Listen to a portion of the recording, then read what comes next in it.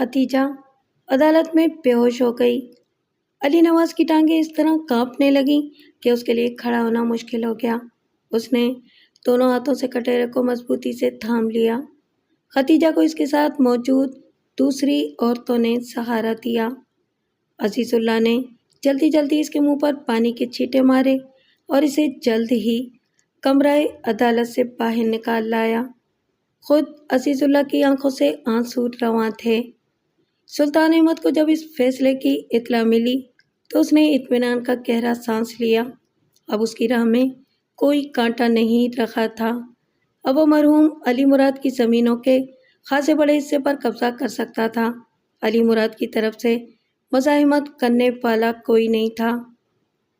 ابھی بالکل مایوس ہونے کی ضرورت نہیں ہے بھابھی، رات کے وقت باقر علی نے ختیجہ کو تسلی دیتے ہوئے کہا۔ سیشن کورٹ کا فیصلہ آخری فیصلہ نہیں ہوتا، اس کے بعد ہائی کورٹ ہے اور پھر سپریم کورٹ ہے، اور اگر سپریم کورٹ بھی پھانسی کی سزا بحال رکھے تو پھر صدر مملکت سے رحم کی درخواست کی جا سکتی ہے۔ ہو سکتا ہے کہ موت کی سزا کی عمر قید کی سزا میں بدل دیا جائے، لیکن جب اس عدالت میں کچھ نہیں ہو سکا تو باقی کی عدالتوں میں کیا ہوگا؟ ہمارے پاس کوئی بھی تو ثبوت نہیں ہے۔ ہم نہ تو علی نواز کو اس عدالت میں بے گناہ ثابت کر سکے اور نہ کسی اور عدالت میں کر سکیں گے۔ میرا بچہ مارا جائے گا، اسے پھانسی ہو جائے گی، میرے بے قصور بیٹے کو پھانسی ہو جائے گی۔ اور وہ بے تحاشا چیخیں مار کر رونے لگی۔ باقر علی اور دوسرے لوگوں نے اسے بمشکل تسلی دی، لیکن اس کے آنسو تو کسی طرح رکنے میں ہی نہیں آتے تھے۔ ہمیں ہائی کورٹ میں اپیل دائر کرنی ہوگی، باقر علی نے کہا۔ میں اپیل کے لیے تیاری کروں گا۔ لیکن ختیجہ اس وقت کچھ اور ہی سوچ رہی تھی۔ اسے یقین تھا کہ باقر علی اور اس کے ساتھی دوسرے وکیل اس معاملے میں کامیابی حاصل نہیں کر سکیں گے۔ ختیجہ کو یاد آ رہا تھا کہ مرحوم علی مراد نے ایک بار اخبار میں اسے ایک عجیب و غریب خبر پڑھ کر سنائی تھی۔ اس خبر میں کراچی کی کسی خاتون وکیل کا ذکر تھا جس کا نام صالحہ عبدالکریم تھا۔ خبر میں بتایا گیا تھا کہ صالحہ عبدالکریم نے ایک ایسے نوجوان کو عدالت میں بے قصور ثابت کر دکھایا تھا جس پر اپنے سگے چچا کے قتل کا الزام تھا اور جسے سیشن کورٹ کی جانب سے موت کی سزا سنائی گئی تھی۔ خبر میں بتایا گیا تھا کہ صالحہ اس قسم کے بہت سے مقدمات جیت چکی ہے اور اس کے کام کا مقصد صرف یہی ہے کہ بے گناہوں کو سزا سے بچائے۔ اس وقت تو ختیجہ نے اس خبر میں کسی خاص دلچسپی کا مظاہرہ نہیں کیا تھا، لیکن اب اسے یہ بات رہ رہ کر یاد آ رہی تھی۔ اس نے ارادہ کیا کہ وہ کراچی جا کر صالحہ عبدالکریم سے ملے گی، اسے اپنے بیٹے کی بے گناہی کا یقین دلائے گی اور اسے مدد کی درخواست کرے گی۔ وہ جتنی بھی فیس مانگے گی اسے دے گی۔ لیکن ختیجہ کے ساتھ مشکل یہ تھی کہ وہ آج سے تقریباً 20 سال پہلے صرف ایک بار کراچی اس وقت گئی تھی جب علی نواز پیدا ہونے والا تھا۔ اس کے بعد سے وہ کبھی کراچی نہیں گئی تھی اور نہ ہی اسے یہ معلوم تھا کہ صالحہ عبدالکریم کو کہاں تلاش کیا جا سکتا ہے۔ اسے یہ معلوم تھا کہ کراچی لاکھوں کی آبادی کا ایک بہت بڑا شہر ہے اور وہاں بغیر کسی نشان کے کسی شخص کو تلاش نہیں کیا جا سکتا۔ تاہم اس نے سوچا کہ وہ عزیز اللہ کو ساتھ لے کر جائے گی، وہ ضرور کوئی نہ کوئی راستہ نکال لے گا۔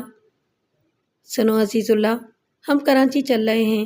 سب لوگوں کے رخصت ہونے کے بعد اس نے عزیز اللہ سے کہا۔ کراچی؟ عزیز اللہ نے حیران ہو کر کہا۔ کراچی میں ہمارا کون ہے؟ ہم وہاں کس کے پاس جائیں گے اور کیوں؟ جواب میں ختیجہ نے عزیز اللہ کو صالحہ عبدالکریم کے بارے میں بتایا۔ عزیز اللہ نے کچھ سوچتے ہوئے کہا، آپ نے ٹھیک سوچا ہے سائیں، یہ معاملہ باقر علی کے بس کا نہیں ہے، شاید وہ عورت وکیل اس میں کچھ کر سکے۔ لیکن عزیز اللہ، ہم اسے کہاں تلاش کریں گے؟ ختیجہ نے پوچھا۔ کراچی تو سنا ہے کہ میلوں تک پھیلا ہوا شہر ہے، وہاں کسی ایک شخص کو ڈھونڈنا جس کا ہمیں صرف نام معلوم ہو اور کچھ نہ معلوم ہو۔ آپ اس کی فکر نہ کریں سائیں، عزیز اللہ نے کہا، میں اسے تلاش کر لوں گا، یہ میرا کام ہے۔ آپ یہ بتائیں کہ کب چلنا ہے؟ میرا خیال ہے کہ جتنی جلد ہو سکے ہم یہاں سے چل دیں، ختیجہ نے کہا۔ تو پھر ہم کل ہی یہاں سے روانہ ہو جائیں گے۔ ختیجہ نے بےتابی کا مظاہرہ کرتے ہوئے کہا۔ تم ٹکٹ وغیرہ کا بندوبست کرو، میں مائی سکی کو سمجھا دیتی ہوں کہ میرے جانے کے بعد گھر کا سارا انتظام ٹھیک طرح سے سنبھالے رکھے۔ تم باہر کا انتظام کر لو۔ سب انتظام ہو جائے گا سائیں، اب مائی سکی کو سمجھا دیں، میں باہر کا دیکھ لوں گا، عزیز اللہ نے کہا۔ دونوں اپنی اپنی تیاریوں میں لگ گئے اور اگلے دن کی گاڑی سے وہ کراچی روانہ ہو گئے۔ جیل میں علی نواز کو پیغام بھجوا دیا گیا تھا کہ وہ دونوں اسی کے سلسلے میں کراچی جا رہے ہیں۔ کراچی پہنچ کر ان دونوں نے ایک درمیانے درجے کے ہوٹل میں قیام کیا۔ عزیز اللہ کے لیے کراچی اتنا اجنبی نہیں تھا جتنا کہ ختیجہ کے لیے۔ عزیز اللہ اس سے پہلے بھی کئی بار کراچی آ چکا تھا۔ ایک بار وہ ایک مقدمے میں گواہی کے سلسلے میں کراچی آیا تھا اور اسے معلوم تھا کہ ہائی کورٹ کی بلڈنگ کہاں واقع ہے۔ اسے امید تھی کہ وہ ہائی کورٹ میں جا کر کسی نہ کسی طرح صالحہ عبد الکریم کو ضرور تلاش کر لے گا۔ ہم لوگ کراچی تو آ گئے ہیں عزیز اللہ، ختیجہ نے کہا، لیکن ہم اب اس عورت وکیل کو کیسے تلاش کریں گے؟ ہم سے غلطی ہو گئی۔ ہم باقر علی سے پوچھ لیتے، وہ خود بھی تو وکیل ہے، شاید وہ اس عورت کا پتہ جانتا ہو۔ ہم اسے تلاش کر لیں گے، عزیز اللہ نے جواب دیا۔ میں باقر علی سے پوچھ تو سکتا تھا، لیکن میں نے جان بوجھ کر نہیں پوچھا۔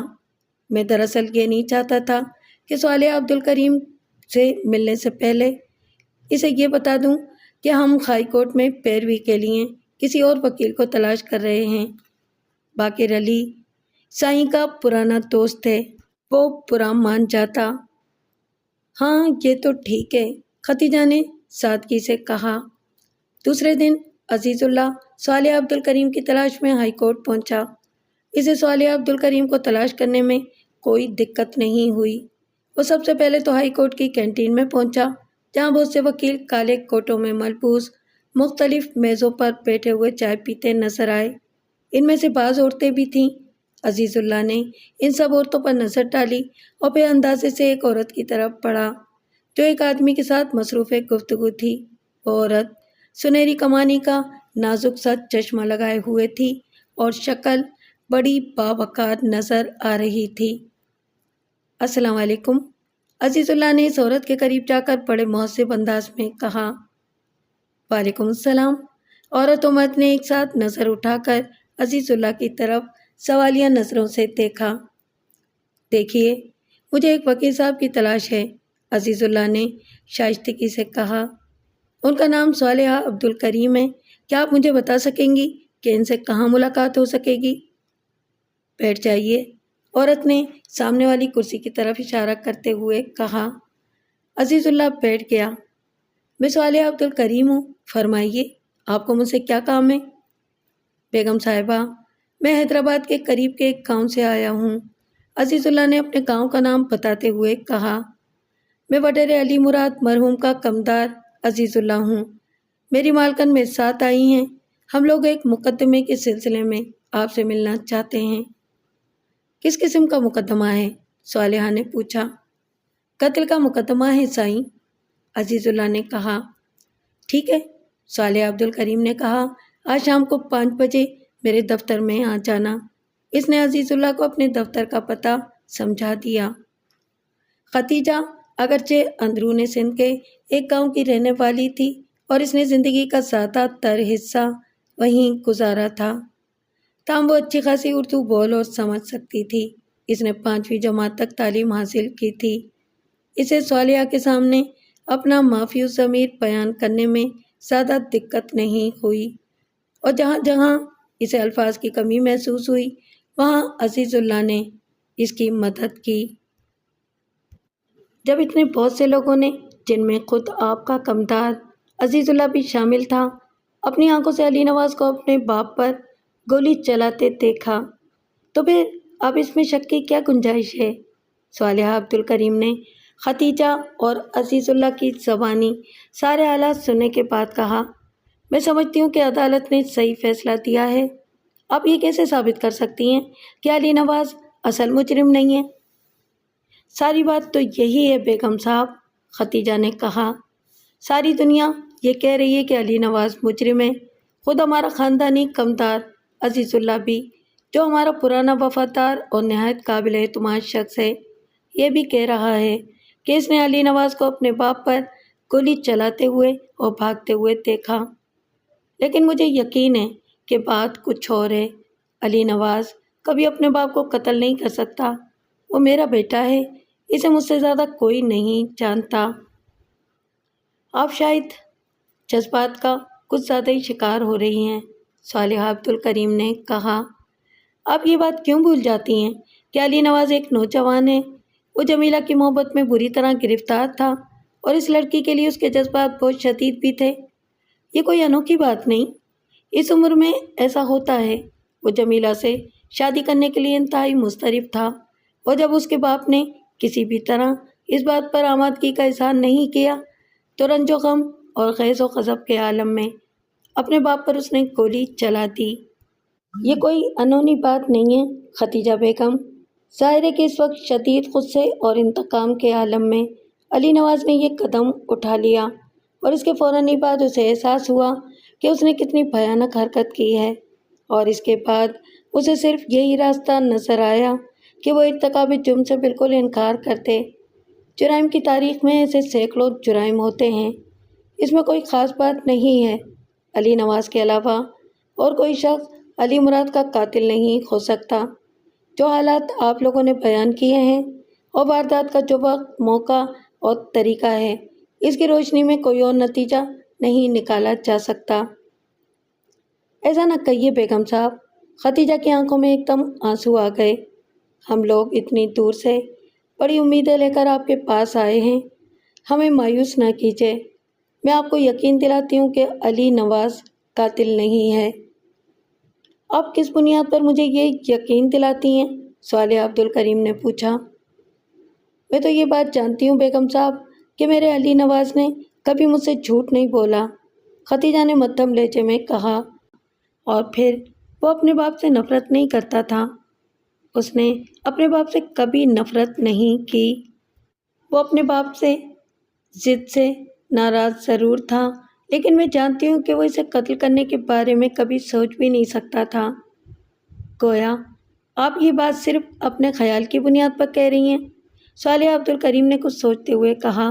آپ کے پاس کوئی ٹھوس بنیاد نہیں ہے؟ میرے پاس صرف یہی ٹھوس بنیاد ہے اور مجھے اس پر اعتماد ہے، ختیجہ نے کہا۔ لیکن ختیجہ بیگم، مقدمہ تو اس طرح نہیں لڑا جاتا، صالحہ نے مسکراتے ہوئے کہا۔ اس کے لیے تو کوئی ٹھوس بات، کوئی ٹھوس ثبوت، کچھ گواہ، کچھ تو ہونا چاہیے۔ اسی کے لیے تو ہم آپ کے پاس آئے بیگم صاحب، عزیز اللہ نے کہا۔ سچ تو یہ ہے کہ خود میں نے بھی اپنی آنکھوں سے علی نواز کو گولی چلاتے اور بھاگتے دیکھا تھا، لیکن خود میرا دماغ پریشان ہے کہ کیا کہوں۔ مالکن کا اصرار ہے کہ علی نواز بے گناہ ہے، خود علی نواز بھی اپنے آپ کو بے گناہ کہہ رہا ہے۔ شاید میری آنکھوں کو دھوکا ہوا ہو۔ ہم تو یہ چاہتے ہیں بیگم صاحبہ کہ آپ ہائی کورٹ میں اپیل کر کے علی نواز کی سزا میں کمی کرا دیں۔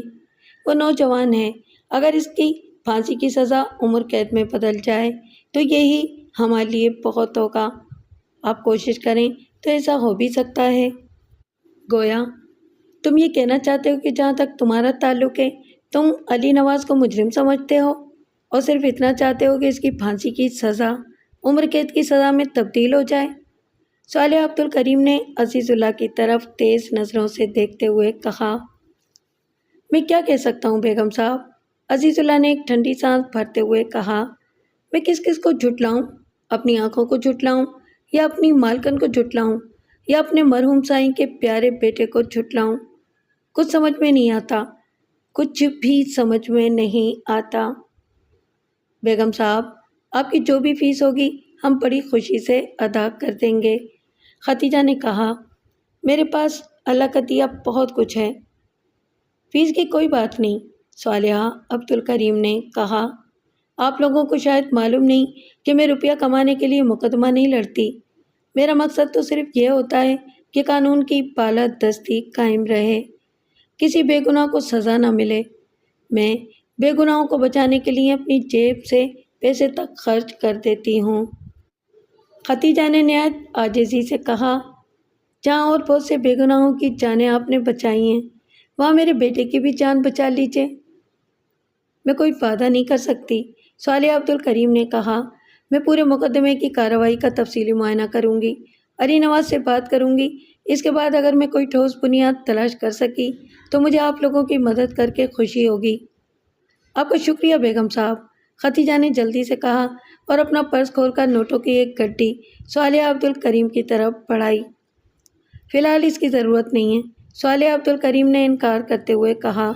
ابھی میں نے آپ کا مقدمہ اپنے ہاتھ میں لینے کا فیصلہ نہیں کیا ہے۔ پھر کب؟ ختیجہ نے اٹکتے ہوئے پوچھا۔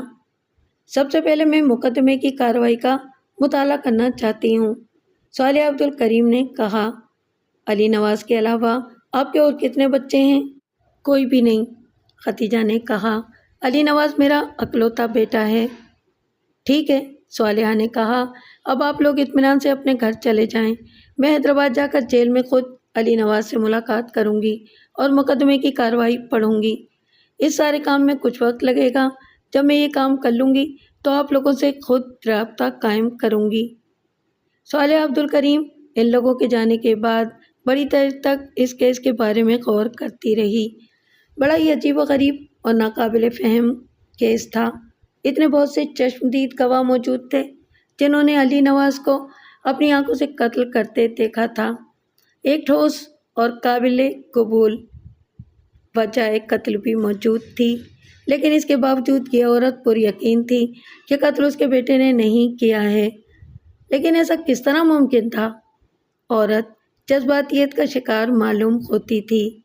بہرحال سارے معاملے کا جائزہ لینا بہت ضروری تھا۔ صالحہ عبد الکریم نے حیدرآباد میں کئی دن گزارے۔ وہ اپنے خرچ پر کراچی سے حیدرآباد گئی اور وہاں اس نے ایک ہوٹل میں قیام کیا۔ سب سے پہلے اس نے سیشن کورٹ سے رجوع کیا اور علی مراد کے مقدمہ قتل کے تفصیلی فیصلے اور کارروائی کا کئی بار مطالعہ کیا اور ضروری پوائنٹس نوٹ کیے، لیکن کئی دن کے مسلسل غور و خوض کے باوجود وہ عدالتی فیصلے میں کوئی سکم تلاش نہ کر سکی۔ مقدمے میں بظاہر کہیں کوئی جھول نظر نہیں آ رہا تھا۔ صالحہ نے ہر زاویے سے جانچا اور پرکھا، لیکن سب کچھ ٹھیک ٹھاک ہی نظر آ رہا تھا۔ صفائی کے وکلاء کا سارا زور اس بات پر صرف ہوا تھا کہ وہ ملزم کو ایک غیر متوازن ذہن کا حامل قرار دیں، لیکن طبی معاملے کی رپورٹوں نے ان کی اس کوشش کو ناکام بنا دیا تھا۔ صفائی کے وکلاء فی الحقیقت ملزم کے دفاع میں کوئی ایک بھی نقطہ پیش نہیں کر سکے تھے۔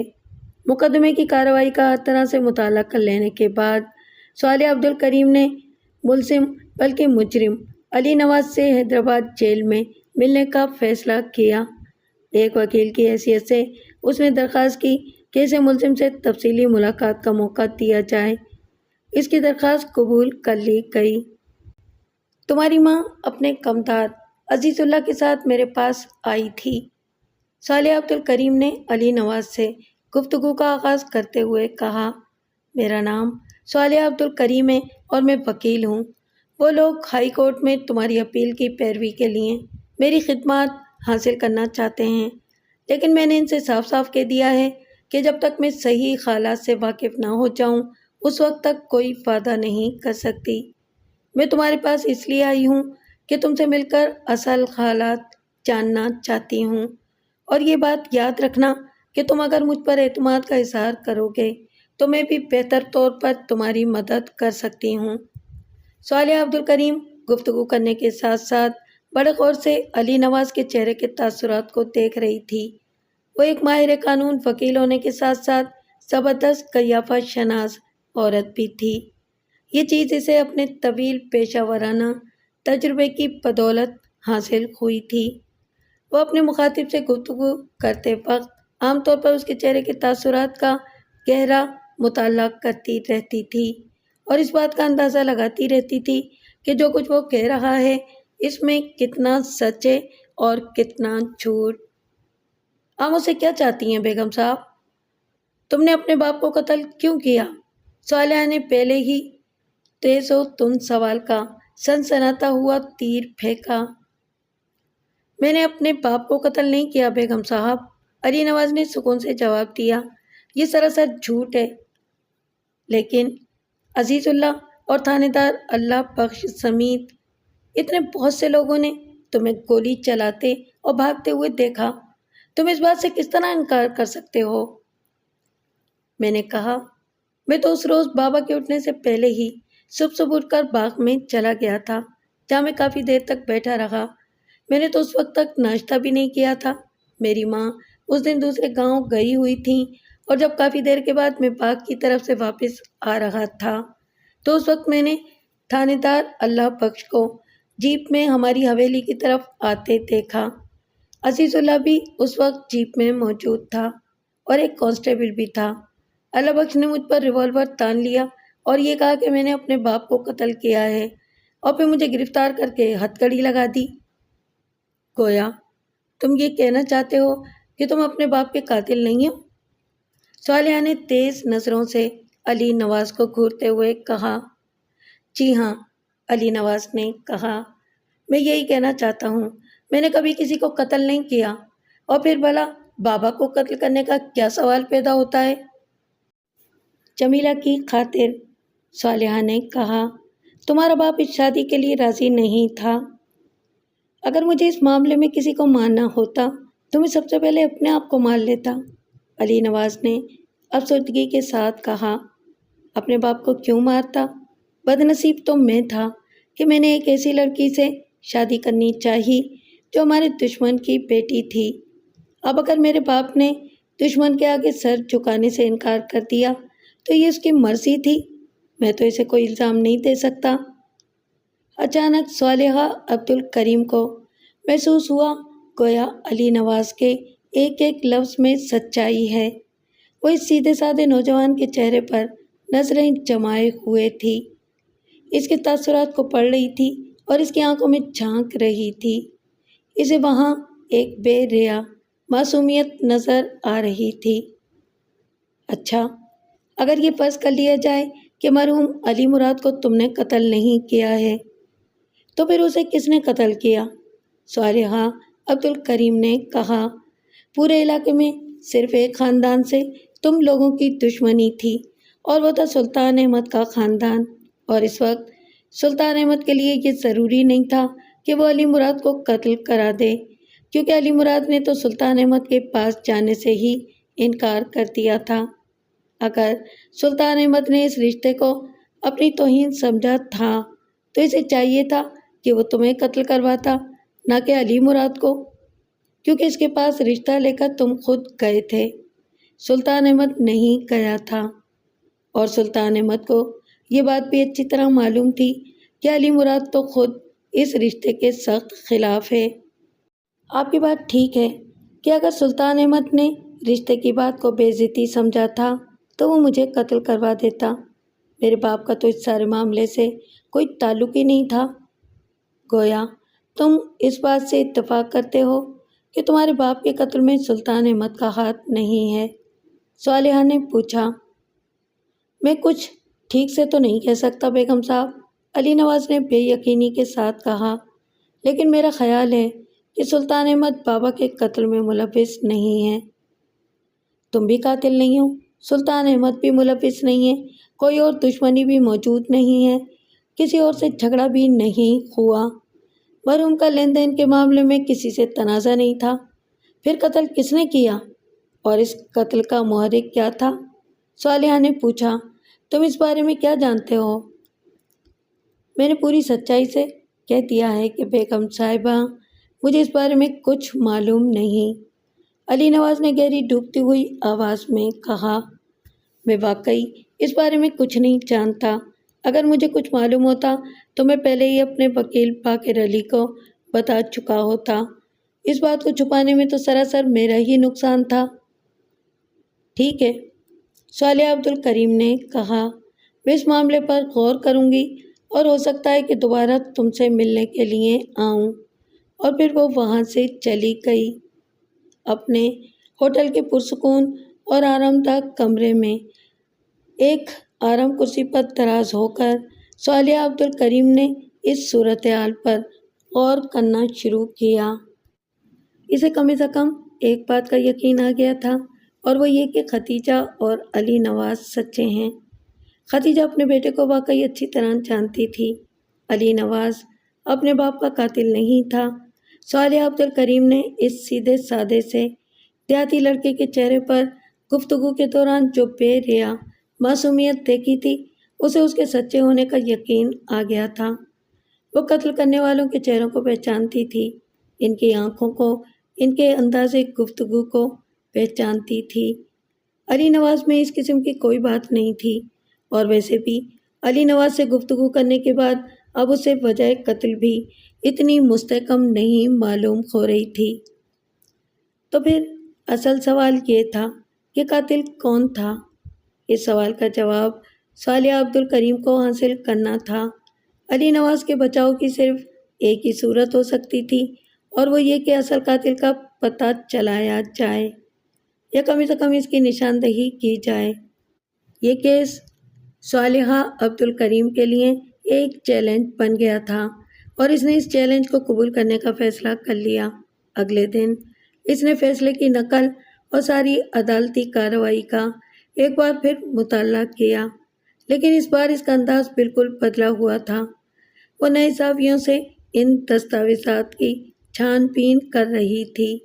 اب اسے ایسے متعدد نکات نظر آ رہے تھے جو در حقیقت بے حد اہمیت رکھتے تھے، لیکن جنہیں اس نے خود بھی اس سے پہلے سرسری طور پر دیکھ کر نظر انداز کر دیا تھا۔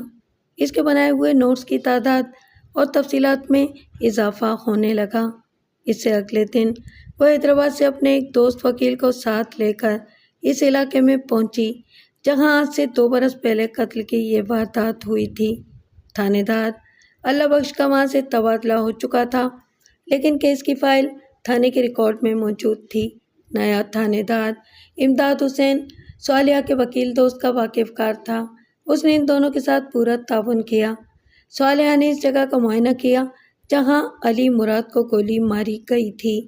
اس نے اس جگہ کے آس پاس کے بڑے علاقے کو چھان مارا۔ اس کا وکیل دوست اس کے ساتھ تھا۔ صالحہ نے یہاں سے لے کر علی مراد مرحوم کی حویلی تک کا علاقہ دیکھ ڈالا۔ پھر اس نے اپنے وکیل دوست سے درخواست کی کہ وہ تحصیلدار یا پٹواری کی مدد سے کسی نقشہ نویس کے ذریعے اس علاقے کا ایک نقشہ بنوا دے جس میں بالکل صحیح پیمائش کی گئی ہو، اور یہ کہ وہ اس کام کا بھرپور معاوضہ ادا کرے گی۔ اس کے دوست نے وعدہ کیا کہ وہ یہ کام کرا دے گا۔ اس کے بعد وہ سلطان احمد کے گاؤں گئی اور اس کی حویلی میں پہنچ کر اس سے ملنے کی خواہش ظاہر کی۔ سلطان احمد کو جب یہ پتہ چلا کہ کراچی سے کوئی معزز عورت اس سے ملنے کے لیے آئی ہے تو اس نے خود باہر آ کر اس کا خیر مقدم کیا اور اسے بڑی عزت کے ساتھ اپنے گھر میں لے گیا۔ میں کراچی سے آئی ہوں، صالحہ عبدالکریم نے اپنا پورا تعارف کرایا اور کہا، آج سے 2 سال پہلے اس علاقے میں علی مراد نامی ایک وڈیرے کو قتل کیا گیا تھا، اور اس کے بیٹے علی نواز کو پچھلے دنوں سیشن کورٹ نے اس قتل کے الزام میں موت کی سزا دے دی ہے۔ میں اس بارے میں آپ سے کچھ گفتگو کرنا چاہتی ہوں۔ اس بارے میں آپ کیا گفتگو کرنا چاہتی ہیں سائیں؟ سلطان احمد نے ایک ٹھنڈی سانس بھرتے ہوئے کہا، کیا آپ علی نواز کی طرف سے مقدمہ لڑیں گی؟ شاید، صالحہ عبدالکریم نے کہا، ابھی تو میں اس کیس کے بارے میں حقائق معلوم کرنے نکلی ہوں۔ تو سائیں، پھر تو آپ کو یہ بات معلوم ہوگی کہ مرحوم علی مراد کے خاندان اور ہمارے خاندان کے درمیان پرانی دشمنی تھی۔ سلطان احمد نے کہا، مگر علی مراد کے قتل کے بعد میں نے خود سے یہ دشمنی ختم کر دی اور اس کی بیوی کو اپنے تعاون اور دوستی کا یقین دلایا۔ مجھے یہ بات معلوم ہے، صالحہ عبدالکریم نے کہا، میں آپ لوگوں کے تعلقات کے بارے میں سب کچھ جانتی ہوں۔ پھر میرے پاس آپ کو بتانے کے لیے اس کے علاوہ اور کیا رکھا ہے؟ سلطان احمد نے نرمی سے کہا، میں اس مقدمے میں استغاثہ کی طرف سے گواہ تھا۔ میرا پورا بیان عدالت کے ریکارڈ پر موجود ہے، آپ دیکھ سکتی ہیں۔ کیا آپ کو یقین ہے کہ آپ نے علی نواز کو ہی گولی چلاتے اور بھاگتے ہوئے دیکھا تھا؟ صالحہ نے پوچھا۔ صرف میں نے ہی نہیں سائیں، اور بہت سے لوگوں کے علاوہ علی مراد مرحوم کے کمدار عزیز اللہ نے بھی دیکھا تھا۔ یہ دوسری بات ہے کہ اس نے عدالت میں گواہی نہیں دی۔ وہ بیچارہ بھی کیا کرتا، ایک طرف کھائی ایک طرف کنواں، کدھر جاتا؟ صالحہ عبدالکریم تقریباً 1 گھنٹے تک سلطان احمد سے گفتگو کرتی رہی۔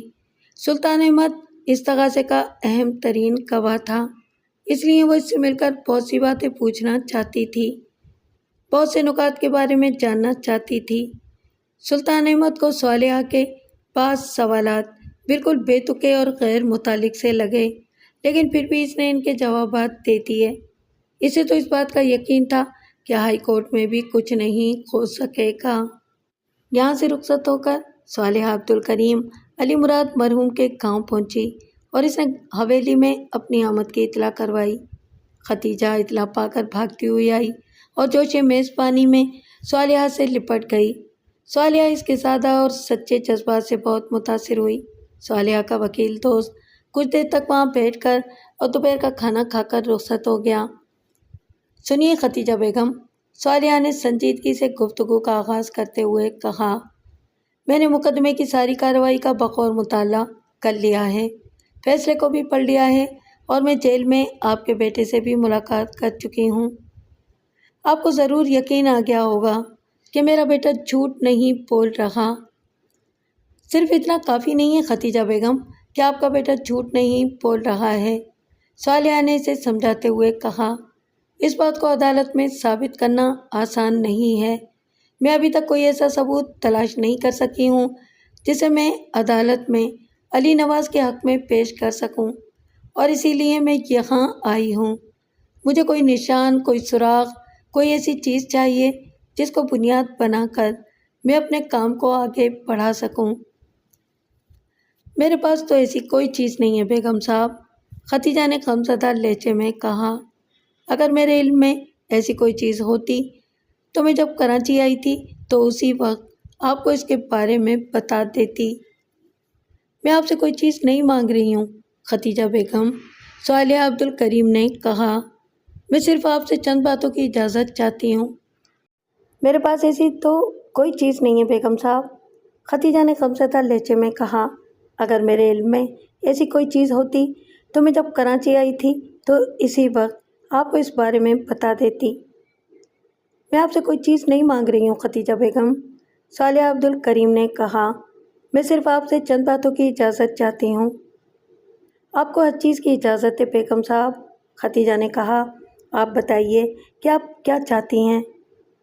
میں اس حویلی کے تمام ملازموں سے الگ الگ اور تنہائی میں گفتگو کرنا چاہتی ہوں، صالحہ نے کہا، اور اگر ان میں کوئی ملازم یا ملازمہ ایسی ہے جسے اردو بولنا نہیں آتا تو عزیز اللہ اس کام میں میری مدد کرے۔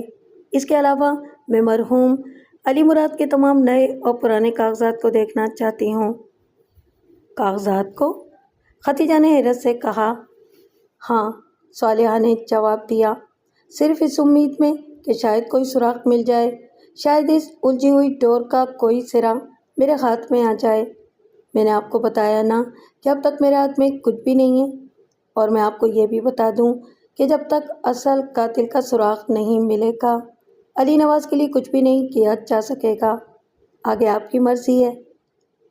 دراصل صالحہ عبدالکریم کے ذہن میں پہلے سے ایک مہم سا خیال موجود تھا، لیکن اس کی تصدیق کا فی الحال کوئی طریقہ اس کی سمجھ میں نہیں آ رہا تھا۔ وہ صرف ایک چانس لینا چاہتی تھی۔ اب ضرور دیکھیں سائیں، ختیجہ نے جلدی سے کہا، میں تو بس معمولی سی سندھی اور اردو پڑھ سکتی ہوں، اور کاغذات وغیرہ سے میرا کوئی تعلق رہتا نہیں، ان سب باتوں کا پتہ عزیز اللہ کو ہے۔ میں اسے کہہ دوں گی وہ اس حویلی میں موجود ایک ایک کاغذ، ایک ایک رجسٹر اور کھاتہ آپ کو دکھا دے گا، خدا کرے آپ کو کچھ کامیابی ہو۔ میرا خیال ہے کہ مجھے اس کام کو پورا کرنے میں 2-1 دن لگ جائیں گے۔ جب تک آپ کا جی چاہے یہاں رہیں، میرے لیے تو یہ بڑی عزت کی بات ہے۔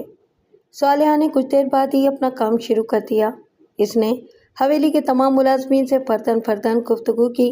تقریباً سارے ملازمین اردو بول اور سمجھ لیتے تھے، پھر بھی جہاں جہاں دقت پیش آئی وہاں عزیز اللہ نے صالحہ کی مدد کی۔ اس تمام بات چیت میں رات ہو گئی، لیکن اس کا کوئی خاطر خواہ نتیجہ برآمد نہیں ہوا۔ صالحہ عبد الکریم کے دل میں جو ایک مہم سا خیال تھا، اس کی تائید میں اسے کوئی بات معلوم نہ ہو سکی۔ اسے اندازہ ہوا کہ وہ ابھی تک تقریباً وہیں کھڑی ہے جہاں سے اس نے اپنے کام کا آغاز کیا تھا۔ صورتحال کوئی خاص حوصلہ افزا نظر نہیں آ رہی تھی۔ رات کا کھانا بہت بے تکلف تھا۔ ختیجہ نے صالحہ کی خاطر اچھا خاصا اہتمام کر ڈالا تھا۔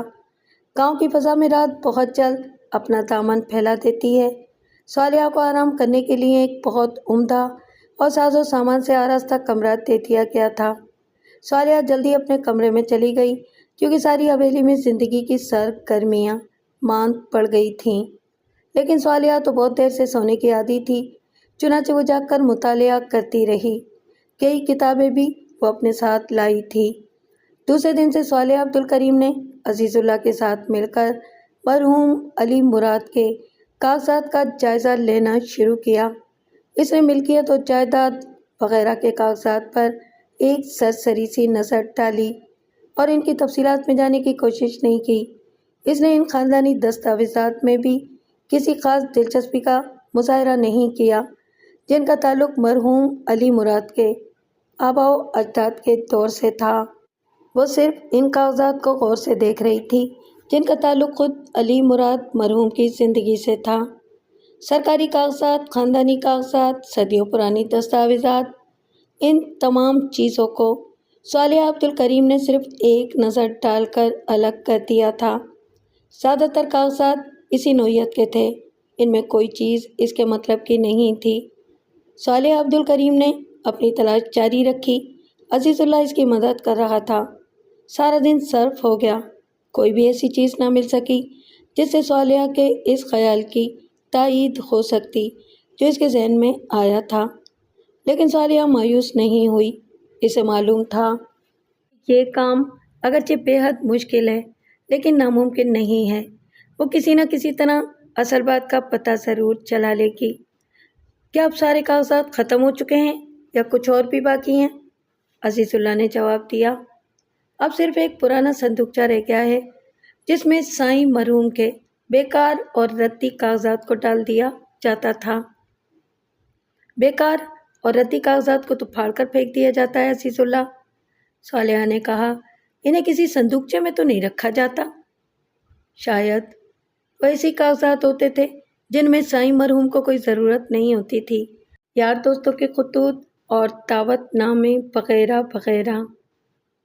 مجھے وہ صندوقچہ بھی دکھا دو، صالحہ نے کہا۔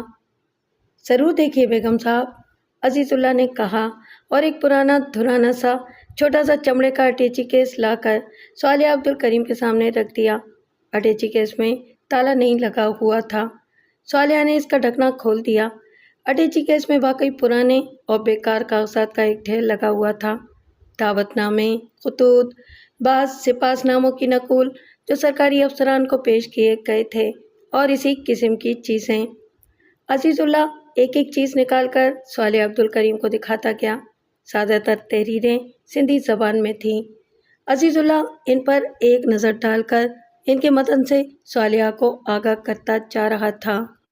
اسی وقت ایک ملازمہ نے آ کر عزیز اللہ کو اطلاع دی کہ پٹواری عبد الرحیم اس سے چند منٹ کے لیے ملنا چاہتا ہے اور باہر بیٹھا ہے۔ میں ابھی 5 منٹ میں آتا ہوں بیگم صاحب، آپ جب تک یہ کاغذات دیکھیں، شاید کوئی کام کی چیز ہو۔ عزیز اللہ چلا گیا اور صالحہ عبد الکریم وہیں بیٹھے بیٹھے اٹیچی کیس کے کاغذات الٹتی پلٹتی رہی۔ اچانک ایک لفافے پر اس کی نظر پڑی جس پر علی مراد مرحوم کا نام و پتہ اردو رسم الخط میں لکھا ہوا تھا۔ یہ خط اردو زبان میں تھا اور اس پر آج سے 5 سال پہلے کی تاریخ پڑی ہوئی تھی۔ کوئی لمبا چوڑا خط نہیں تھا۔ صالحہ نے ایک نظر میں ہی پڑھ ڈالا اور اس کے ساتھ ہی اس کے ہونٹوں پر ایک پرمسرت مسکراہٹ دوڑ گئی۔ معاملے کی کلید اس کے ہاتھ میں آ گئی تھی۔ وہ بہت خوش ہو گئی تھی۔ اس نے ادھر ادھر دیکھا۔ اس وقت وہ کمرے میں اکیلی تھی۔ اس نے جلدی سے اس خط کو لفافے سمیت چھپا لیا۔ تھوڑی دیر کے بعد عزیز اللہ واپس آ گیا۔ صالحہ عبد الکریم نے ان کاغذات کو ایک بار پھر سے الٹ پلٹ کے دیکھا، لیکن پھر کوئی کام کی چیز اس میں سے نہیں ملی۔ کچھ نہیں ملا بیگم صاحب؟ عزیز اللہ نے باہر نکالے ہوئے کاغذات کو ردی کی طرح دوبارہ اٹیچی میں بھرتے ہوئے پوچھا۔ نہیں عزیز اللہ، صالح عبد الکریم نے ایک ٹھنڈی سانس بھرتے ہوئے کہا۔ کچھ بھی نہ مل سکا؟ پھر اب کیا ہوگا بیگم صاحب؟ عزیز اللہ نے قدرے مایوسی سے پوچھا۔ اللہ مالک ہے، صالح عبد الکریم نے کہا۔ اچانک اس کے ذہن میں ایک بات آئی۔ اس نے کہا، اچھا ایک بات بتاؤ عزیز اللہ، اپنے ذہن پر خوب اچھی طرح زور ڈالو اور یہ یاد کرنے کی کوشش کرو کہ مرحوم علی مراد کے قتل سے پہلے، ایک رات پہلے، ایک دن پہلے، چند دن پہلے یا چند ہفتے پہلے کوئی ایسی بات ہوئی ہو جو تمہیں عجیب سی لگی ہو، کوئی غیر معمولی بات، کوئی ایسی بات جو عام باتوں سے ہٹ کر ہو، کسی نئے شخص کی آمد، کوئی ملاقات، کسی سے کوئی تیز و تند گفتگو۔ ایسی تو کوئی بات نہیں تھی بیگم صاحب، عزیز اللہ نے سوچتے ہوئے کہا، مگر ایک چھوٹی سی بات تھی، یوں ہی بہت معمولی سی، مگر ذرا عجیب سی، اس لیے مجھے یاد رہ گئی۔ مجھے بتاؤ وہ کیا بات تھی؟ صالحہ نے کہا۔ یہ قتل کے واقعے سے 2 روز پہلے کی بات ہے، عزیز اللہ نے کہا۔ دن کے کوئی 10 بجے کا وقت تھا۔ میں اور سائیں مرحوم سائیں کی بیٹھک میں بیٹھے ہوئے کچھ حساب کتاب کر رہے تھے کہ اچانک علی نواز کمرے میں داخل ہوا۔ اس روز میں نے صبح سے علی نواز کو نہیں دیکھا تھا۔ اس کی عادت تھی کہ وہ مجھے دیکھ کر سلام ضرور کرتا تھا، لیکن اس روز مجھے علی نواز نے یکسر نظر انداز کر دیا۔ اس نے ایک سرسری سی نظر مجھ پر ڈالی اور مجھے سلام نہیں کیا۔ اس نے سائیں مرحوم کو بھی سلام نہیں کیا۔ یہ ایک غیر معمولی بات تھی اور مجھے اس پر تعجب بھی ہوا، لیکن میں جانتا تھا کہ ان دنوں علی نواز کی ذہنی کیفیت بہت خراب ہے، اس لیے میں نے اس کی بات کا برا نہیں مانا۔ علی نواز سیدھا اپنے باپ کی طرف بڑھتا چلا گیا۔ سائیں مرحوم علی نواز کو بڑے غور سے دیکھ رہے تھے، گویا انہوں نے پہلی بار اسے دیکھا ہو، اور پھر وہ ایک دم سنبھل کر بیٹھ گئے اور انہوں نے علی نواز سے پوچھا کہ وہ وہاں کیوں آیا ہے؟ علی نواز نے بھاری آواز میں جواب دیا کہ وہ کچھ بات کرنا چاہتا ہے۔ مجھے علی نواز کی آواز بھرائی ہوئی اور کافی بھاری بھاری لگی۔ تب سائیں نے مجھ سے کہا کہ میں ذرا دیر کے لیے باہر چلا جاؤں۔ یہ ایک غیر معمولی بات تھی۔ میں اس خاندان کا سب سے پرانا ملازم ہوں اور سب لوگ مجھ پر پورا بھروسہ کرتے ہیں۔ اس خاندان کی کوئی ایسی بات نہیں ہے جو مجھے معلوم نہ ہو، اور کبھی ایسا نہیں ہوا تھا کہ باپ بیٹوں کی گفتگو کے دوران سائیں مرحوم نے مجھ سے کہا ہو کہ میں باہر چلا جاؤں۔ میں تو علی نواز اور جمیلہ کے معاملے کے بارے میں سب کچھ جانتا تھا، پھر وہ نہ جانے باہر مجھے کیوں بھیج رہے تھے، جبکہ خود علی نواز نے مجھ سے باہر جانے کے لیے نہیں کہا۔ علی نواز کتنی دیر تک اندر رہا؟ صالح عبد الکریم نے پوچھا۔ یہی کوئی 10-15 منٹ تک، عزیز اللہ نے جواب دیا۔ اس کے بعد وہ سخت غصے کے عالم میں باہر نکلا اور تیز قدموں سے ایک طرف چلا گیا۔ تم نے اسے روک کر اس سے کچھ پوچھنے کی کوشش نہیں کی؟ صالحہ نے پوچھا۔ میں پوچھ کر کیا کرتا بیگم صاحب؟ عزیز اللہ نے کہا۔ جب سائیں مرحوم نے خود مجھ سے کہا تھا کہ میں کمرے سے باہر چلا جاؤں تو پھر اس کا صاف مطلب تھا کہ وہ اس بات چیت میں مجھے شامل نہیں رکھنا چاہتے تھے۔ پھر میں خود سے اس بارے میں کس طرح پوچھ سکتا تھا؟ شاید تم ٹھیک کہتے ہو، صالح عبد الکریم نے کہا۔ ویسے کیا تمہیں اس بات کا پورا یقین ہے کہ علی مراد مرحوم اور اس کے خاندان سے متعلق کوئی بات ایسی ہو نہیں سکتی جس سے تم واقف نہ ہو؟ جی بیگم صاحب، عزیز اللہ نے بڑے اعتماد کے ساتھ جواب دیا۔ میں اس خاندان کے ساتھ گزشتہ 30 سال سے وابستہ ہوں۔ یہاں میری حیثیت کسی ملازم کی نہیں بلکہ گھر کے ایک فرد کی ہے۔ یہاں کوئی بات مجھ سے چھپائی نہیں جاتی، صرف یہی ایک واقعہ ایسا ہوا تھا جس میں سائیں مرحوم نے مجھ سے باہر چلے جانے کو کہا تھا۔ اچھی بات ہے عزیز اللہ، صالح عبد الکریم نے کہا۔ اب کل صبح کو میں یہاں سے روانہ ہو جاؤں گی۔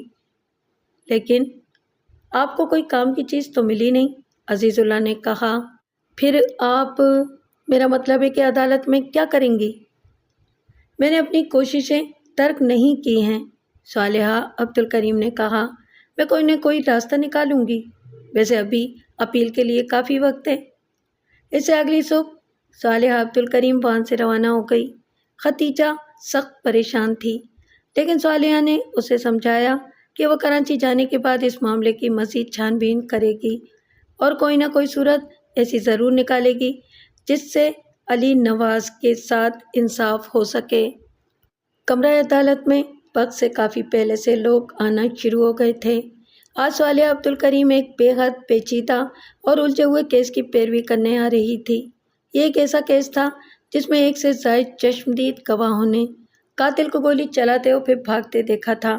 اس میں رتی برابر کوئی شبہ نہ تھا کہ قاتل مقتول کا سگا بیٹا تھا اور اسے عدالت سے پھانسی کی سزا ہو چکی تھی۔ اب دیکھنا یہ تھا کہ صالحہ عبدالکریم اس کے دفاع میں کیا کرتی ہے۔ صالحہ نے اصل بات تو کسی کو نہیں بتائی تھی، لیکن اس نے کئی سینئر وکیلوں سے کہا تھا کہ اس نے اپنا کام مکمل کر لیا ہے اور وہ اپنی کارکردگی سے مطمئن ہے۔ نیز یہ کہ اس نے اس توقع کا بھی اظہار کیا تھا کہ وہ علی نواز کو بچا سکے گی۔ سارے سننے والے اور جاننے والے حیران تھے کہ ایک ایسے شخص کو پھانسی کے تختے سے اتارنے کے لیے کیا کیا جا سکتا ہے جو واقعی قاتل ہو اور جس کے ارتکابی جرم کے اتنے بہت سے گواہ بھی موجود ہوں۔ اس دوران ختیجہ جب عزیز اللہ کے ساتھ کمرہ عدالت کی طرف آ رہی تھی تو اس نے باہر برآمدے میں ایک بینچ پر علی نواز کو بیٹھے دیکھا۔ اس کے دونوں ہاتھوں میں ہتھکڑیاں لگی ہوئی تھیں۔ 2 سپاہی اس کے پاس موجود تھے۔ اس سے پہلے بھی ختیجہ نے حرب پیشی کے موقع پر علی نواز کو اسی حالت میں سپاہیوں کے ساتھ دیکھا تھا۔ البتہ کمرہ عدالت میں جانے کے بعد ہتھکڑیاں کھول دی جاتی تھیں۔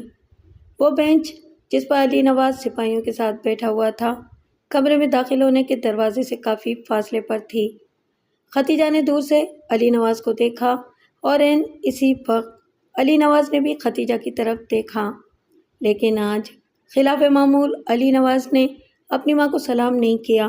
اس نے کسی بھی قسم کے رد عمل کا اظہار نہیں کیا۔ ختیجہ کو اس بات پر بڑا تعجب ہوا۔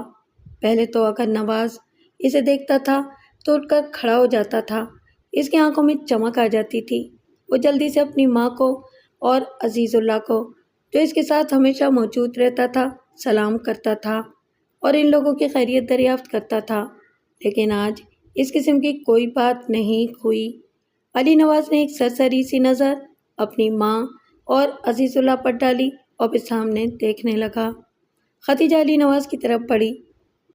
وقت نہیں ہے سائیں، عزیز اللہ نے لوگوں کے ایک ہجوم کو کمرہ عدالت کی طرف بڑھتے ہوئے دیکھ کر ختیجہ سے کہا، ہم لوگ جلدی سے کمرے میں چلیں ورنہ پھر بیٹھنے کو جگہ نہیں ملے گی۔ ختیجہ اپنی آنکھوں سے دیکھ رہی تھی کہ لوگوں کی ایک بڑی تعداد کمرہ عدالت میں داخل ہو رہی تھی۔ اس نے عزیز اللہ کی بات مان لی۔ واقعی بہت بڑا ہجوم جمع ہو گیا تھا۔ صالحہ عبدالکریم نے کسی سے کہہ کر ان دونوں کو آگے کی نشستوں میں 2 سیٹیں دلا دیں۔ اچانک ختیجہ کی نظر ملزموں کے کٹہرے کی طرف اٹھ گئی اور وہ ایک دم چونک گئیں۔ علی نواز وہاں موجود تھا۔ عزیز اللہ، اس نے آہستہ سے کہا، ہم نے ابھی تو علی نواز کو باہر بینچ پر بیٹھے دیکھا تھا، پھر یہ اندر کس طرح موجود ہے؟ سپاہی لے آئے ہوں گے سائیں، عزیز اللہ نے سرسری طور پر جواب دیا۔ اس نے اس کی بات کو کوئی اہمیت نہیں دی تھی۔ لیکن اتنی جلدی یہ کس طرح ہو سکتا ہے؟ ختیجہ نے اپنی الجھن کا اظہار کرتے ہوئے کہا، میرا مطلب ہے کہ ہم نے تو اسے اندر آتے ہوئے دیکھا نہیں، وہ کس طرح اندر آ گیا؟ آپ بلا وجہ پریشان ہو رہی ہیں، عزیز اللہ نے قدرے بیزاری سے کہا۔ ظاہر ہے کہ اتنی بھیڑ بھاڑ میں ہماری نظر اس پر نہیں پڑی اور سپاہی اسے اندر لے آئے، اس میں کیا خاص بات ہے؟ ختیجہ خاموش ہو گئی۔ شاید عزیز اللہ ٹھیک ہی کہہ رہا تھا، بھیڑ کافی تھی اور سپاہی علی نواز کو فوراً اندر لے آئے ہوں گے، اس کی نظر نہیں پڑی ہوگی۔ وہ خاموشی سے علی نواز کی طرف دیکھنے لگی۔ علی نواز نے جیسے ہی اسے دیکھا، اسے دور سے ہی سلام کیا اور اس کے ہونٹوں پر ایک پھیکی سی مسکراہٹ نمودار ہو گئی۔ ذرا دیر بعد صالحہ عبدالکریم بھی اپنے دونوں مددگاروں کے ساتھ کمرہ عدالت میں داخل ہو گئی۔ اس نے وکیل صفائی کی نشست سنبھال لی۔ عدالت کا وقت شروع ہونے میں چند منٹ باقی تھے، لیکن اس وقت تک پورا کمرہ بھر چکا تھا۔ بہت سے لوگ کمرے کے اندر دیواروں کے ساتھ لگے کھڑے تھے کیونکہ ساری نشستیں پر ہو چکی تھیں۔ بہت سے لوگ دروازے کے قریب بھی کھڑے ہوئے تھے اور جج صاحب کمرہ عدالت میں داخل ہوئے۔ سارے بیٹھے ہوئے لوگ اپنی اپنی جگہوں سے اٹھ کھڑے ہوئے۔ جج صاحب اپنی کرسی پر بیٹھے تو ان کے ساتھ ہی باقی لوگ بھی بیٹھ گئے۔ کمرہ عدالت میں ایک دم سناٹا چھا گیا۔ چند منٹ کی ابتدائی تیاری کے بعد عدالتی کارروائی کا آغاز ہو گیا۔ صالح عبد الکریم نے کھڑے ہو کر وکیل صفائی کی حیثیت سے اپنے دلائل کا آغاز کرنے کی اجازت چاہی۔ عدالت نے اجازت دے دی۔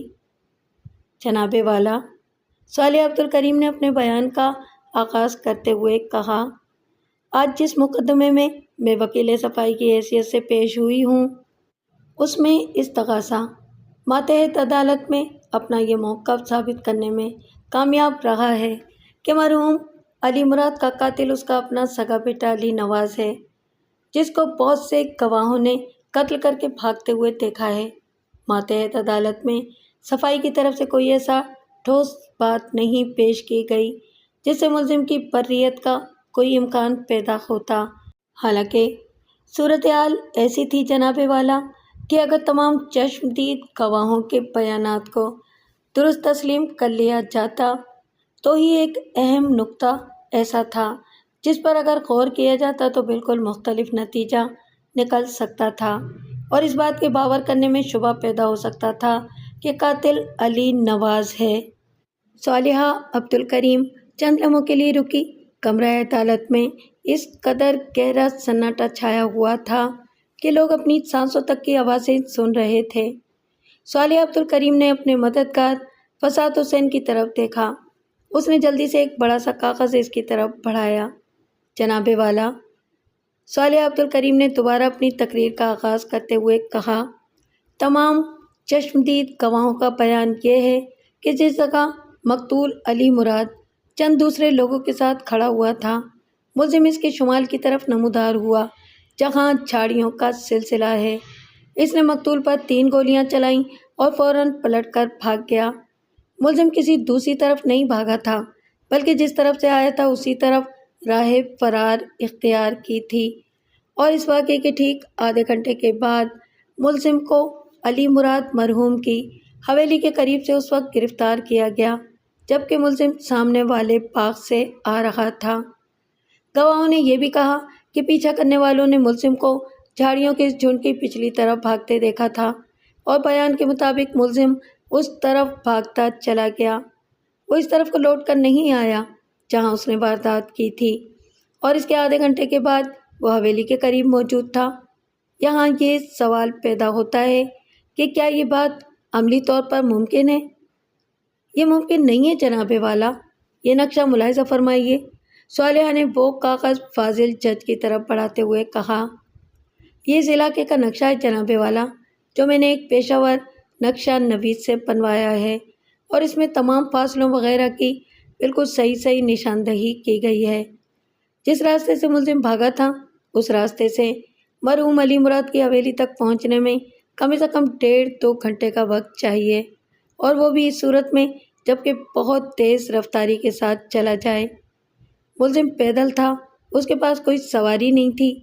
یہاں ایک امکان کی طرف اشارہ کیا جا سکتا ہے، اور وہ یہ کہ ملزم شاید گھوڑے پر آیا ہو اور اس کا گھوڑا کہیں قریب ہی چھپا ہوا ہو، لیکن تحقیقات کی ابتدائی رپورٹ میں اس بات کو تسلیم کر لیا گیا کہ ملزم پیدل آیا تھا اور پیدل ہی بھاگا تھا۔ علاوہ ازیں وہ علاقہ اونچے نیچے ٹیلوں، پتھریلی چٹانوں اور ناہموار زمین پر مشتمل ہے۔ راستے میں ہزاروں جھاڑیاں ہیں جن کے بیچ میں سے ہو کر جانا پڑتا ہے۔ گھوڑا ان جھاڑیوں میں سے ہو کر نہیں گزر سکتا، اس لیے یہ سوال خالی از بحث ہے کہ ملزم نے حویلی تک پہنچنے کے لیے یہ راستہ گھوڑے کے ذریعے طے کیا ہوگا۔ ملزم کے پاس پیدل جانے کے سوا کوئی چارہ نہیں تھا۔ جناب والا، ملزم حویلی تک 15 منٹ کے عرصے میں صرف ایک راستے سے پہنچ سکتا تھا، اور وہ تھا سامنے کا کھلا ہوا میدانی راستہ۔ لیکن سارے گواہ اس امر پر متفق ہیں کہ ملزم نے وہ راستہ اختیار نہیں کیا تھا۔ یہ کھلا ہوا میدانی راستہ ہے۔ ملزم ادھر کا رخ کرتا تو یہ ناممکن تھا کہ وہ وہاں موجود لوگوں کی نظروں میں نہ آتا، اور اس کے باوجود جناب والا، صورتحال یہ ہے کہ گویا زیادہ سے زیادہ 25 منٹ میں एक ऐसे रास्ते से गुजर कर हवेली के करीब पहुंचा था जिस रास्ते से जाने के लिए इसे कम से कम 1.5 घंटे का वक्त चाहिए था। ये एक अम्र मुहाल है जनाबे वाला। वकील इस्तगासा ने उठकर सालिया अब्दुल करीम के बयान में मुदाखलत करते हुए कहा, ये एक बेजान और महमिल बात है और फाजिल वकील सफाई महज अदालत का वक्त ज़ाया कर रही हैं। मुलजिम किसी तरह भी हवेली के पास पहुंचा हो, इसे क्या फ़र्क पड़ता है। असल बात यह है कि मुलजिम को हवेली के करीब से गिरफ्तार किया गया। एतराज़ मुस्तरद किया जाता है। फाजिल जज ने वकील इस्तगासा को बैठ जाने का इशारा करते हुए कहा, वकील सफाई अपना बयान जारी रखें। शुक्रिया जनाबे वाला, सालिया अब्दुल करीम ने कहा। फाजिल वकील इस्तगासा ने शायद मेरे नुक्ते पर गौर नहीं किया। असल बात यह है जनाबे वाला कि जिस शख्स ने अली मुराद मरहूम को कत्ल किया था वो हरगिज़ वो शख्स नहीं हो सकता जिसे हवेली के पास से गिरफ्तार किया गया था, क्योंकि इतने कम अरसे में वो शख्स हवेली तक इस रास्ते से किसी सूरत में नहीं पहुंच सकता था। क्या आप ये कहना चाहती हैं कि कातिल वो शख्स नहीं था जिसे हवेली के करीब से गिरफ्तार किया गया? फाजिल जज ने वजाहत चाही। मैं बिल्कुल यही कहना चाहती हूँ जनाबे वाला, सालिया अब्दुल करीम ने कहा। अली मुराद पर गोली चलाने वाला शख्स और हवेली के करीब से गिरफ्तार किए जाने वाला शख्स दोनों अलग अलग हैं। ये एक शख्स नहीं है। मैं इसे अदालत में साबित करूँगी, और अगर मैं इसे साबित करने की पोजीशन में ना होती तो भी जनाबे वाला, मेरी ये दलील अपनी जगह पर इतनी वज़नी है कि मुल्ज़िम को शक का फ़ायदा देकर बरी किया ही जा सकता था। मैंने जो नक्शा अदालत के सामने पेश किया है, इसकी सेहत की हर तरह से जांच पड़ताल की जा सकती है। मैंने इस नक्शे के तैयार करवाने के बाद सर्वे डिपार्टमेंट ऑफ पाकिस्तान के अरबाब इख्तियार से भी इसकी तस्दीक करवा ली है।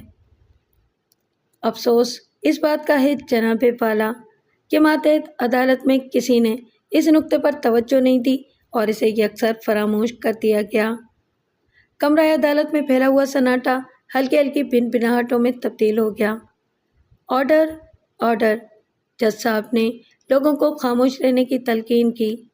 कमरे में एक बार फिर खामोशी तारी हो गई। सालिया अब्दुल करीम की बातें सुनकर खतीजा के चेहरे पर रंग आ गया था। अजीज़ुल्लाह हैरान होकर सालिया की तरफ देखे जा रहा था। मुल्ज़िम अली नवाज़ के चेहरे पर अरसे के बाद एक मुतमईन मुस्कुराहट नमूदार हुई थी। मैं अपने बयान के शुरू में ही यह अर्ज़ कर दूं जनाबे वाला कि मैंने इस तगाज़े के तमाम गवाहों के बयानात को बिल्कुल दुरुस्त तस्लीम कर लिया है और मैं इनमें से किसी के बयान को चैलेंज नहीं करना चाहती। मैं ये कह सकती हूँ कि इनमें से किसी ने झूठ नहीं बोला है, लेकिन इसके बावजूद मुझे यकीन है कि उन्होंने असल कातिल की शनाख्त में धोखा खाया है। अब मैं असल वाक़ियात की तरफ आती हूँ। सालिया अब्दुल करीम ने अली मुराद मरहूम की हवेली में पुराने अटैची केस में से जो ख़त निकाला था, इसे अपने साथ लिए हुए वो अगले दिन हैदराबाद से सीधी सक्कर पहुंची। सक्कर रवानगी से पहले उसने बज़रिया फ़ोन अपने दफ्तर इतला दे दी थी कि इसे वापसी में मज़ीद 2-1 दिन लग जाएंगे और ये कि वो काम के सिलसिले में सक्कर जा रही है।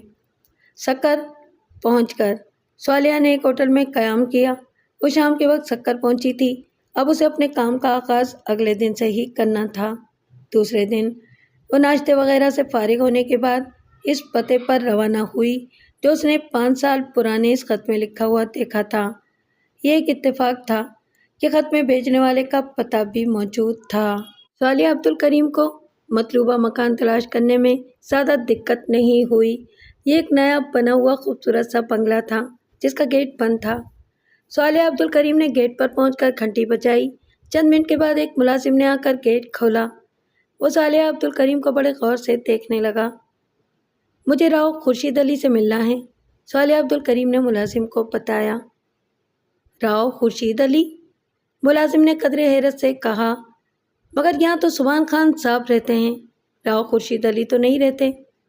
सालिया अब्दुल करीम ने मकान नंबर पूछा तो मुलाजिम ने तस्दीक की। तुम यहाँ कितने अरसे से काम कर रहे हो? सालिहा ने इससे पूछा। मुझे सिर्फ 3 महीने हुए हैं, मुलाजिम ने कहा। अच्छा, तो अंदर जाकर किसी और से मालूम करो کہ آج سے چند سال پہلے اس مکان میں جو راؤ خورشید علی صاحب رہتے تھے وہ اب کہاں ہیں؟ ملازم اندر چلا گیا اور جب چند منٹ کے بعد واپس آیا تو اس کے ساتھ ایک معمر عورت تھی۔ عورت نے بڑی شائستگی کے ساتھ صالحہ کو اندر آنے کی اجازت دی اور دعوت دی اور اسے اپنے ساتھ اندر لے گئی۔ دراصل راؤ خورشید علی پچھلے سال یہ مکان ہمارے ہاتھ فروخت کر کے یہاں سے چلے گئے ہیں، عورت نے بتایا۔ آپ شاید کافی عرصے کے بعد آئی ہیں۔ میں یہاں پہلی بار آئی ہوں، صالحہ عبدالکریم نے کہا۔ مجھے راؤ صاحب سے کچھ خاندانی نوعیت کے کام تھے، اس لیے حاضر ہوئی تھی۔ کیا آپ بتا سکتی ہیں کہ وہ یہاں سے کہاں چلے گئے؟ آپ کو تو یہ بات معلوم ہوگی کہ راؤ خورشید علی وفاقی حکومت کے ملازم تھے، عورت نے بتایا۔ ان کا تبادلہ نصیر آباد ہو گیا ہے۔ اس بات کو 1 سال کا عرصہ گزر چکا ہے۔ ہم نے گزشتہ سال کے مکان ان سے خریدا تھا۔ وہ بہت اچھے انسان ہیں۔ کبھی کبھی ہم لوگوں کو خط لکھا کرتے ہیں۔ ہمارے پاس ان کا پتہ موجود ہے، اگر آپ کہیں تو ہم آپ کو لکھ کر دے دیں۔ میں اس عنایت کے لیے بڑی ممنون ہوں گی، صالحہ عبدالکریم نے کہا۔ عورت نے راؤ خورشید علی کا پتہ لکھ کر صالحہ کے حوالے کر دیا۔ وہ وہاں سے چلی آئی۔ وہ عورت چائے کے لیے اسے بہت روک رہی تھی، لیکن صالحہ نے معذرت کر لی۔ چکر سے صالحہ عبدالکریم سیدھی کراچی چلی آئی۔ وہاں اس نے چند روز قیام کیا، کچھ ضروری کام نمٹائے اور اپنے دونوں مددگاروں سے علی نواز کے مقدمے کے بارے میں تفصیلی گفتگو کی۔ اس نے جب ان دونوں کو اپنے اب تک کے کام کے نتائج سے آگاہ کیا تو وہ حیران رہ گئے۔ انہوں نے اس یقین کا اظہار کیا کہ معاملہ بالکل صحیح سمت میں جا رہا ہے۔ چند روز کے بعد صالحہ نصیر آباد کے لیے روانہ ہو گئی۔ اس بار اس کا مددگار فصاحت اس کے ساتھ تھا۔ نصیر آباد نئی جگہ تھی۔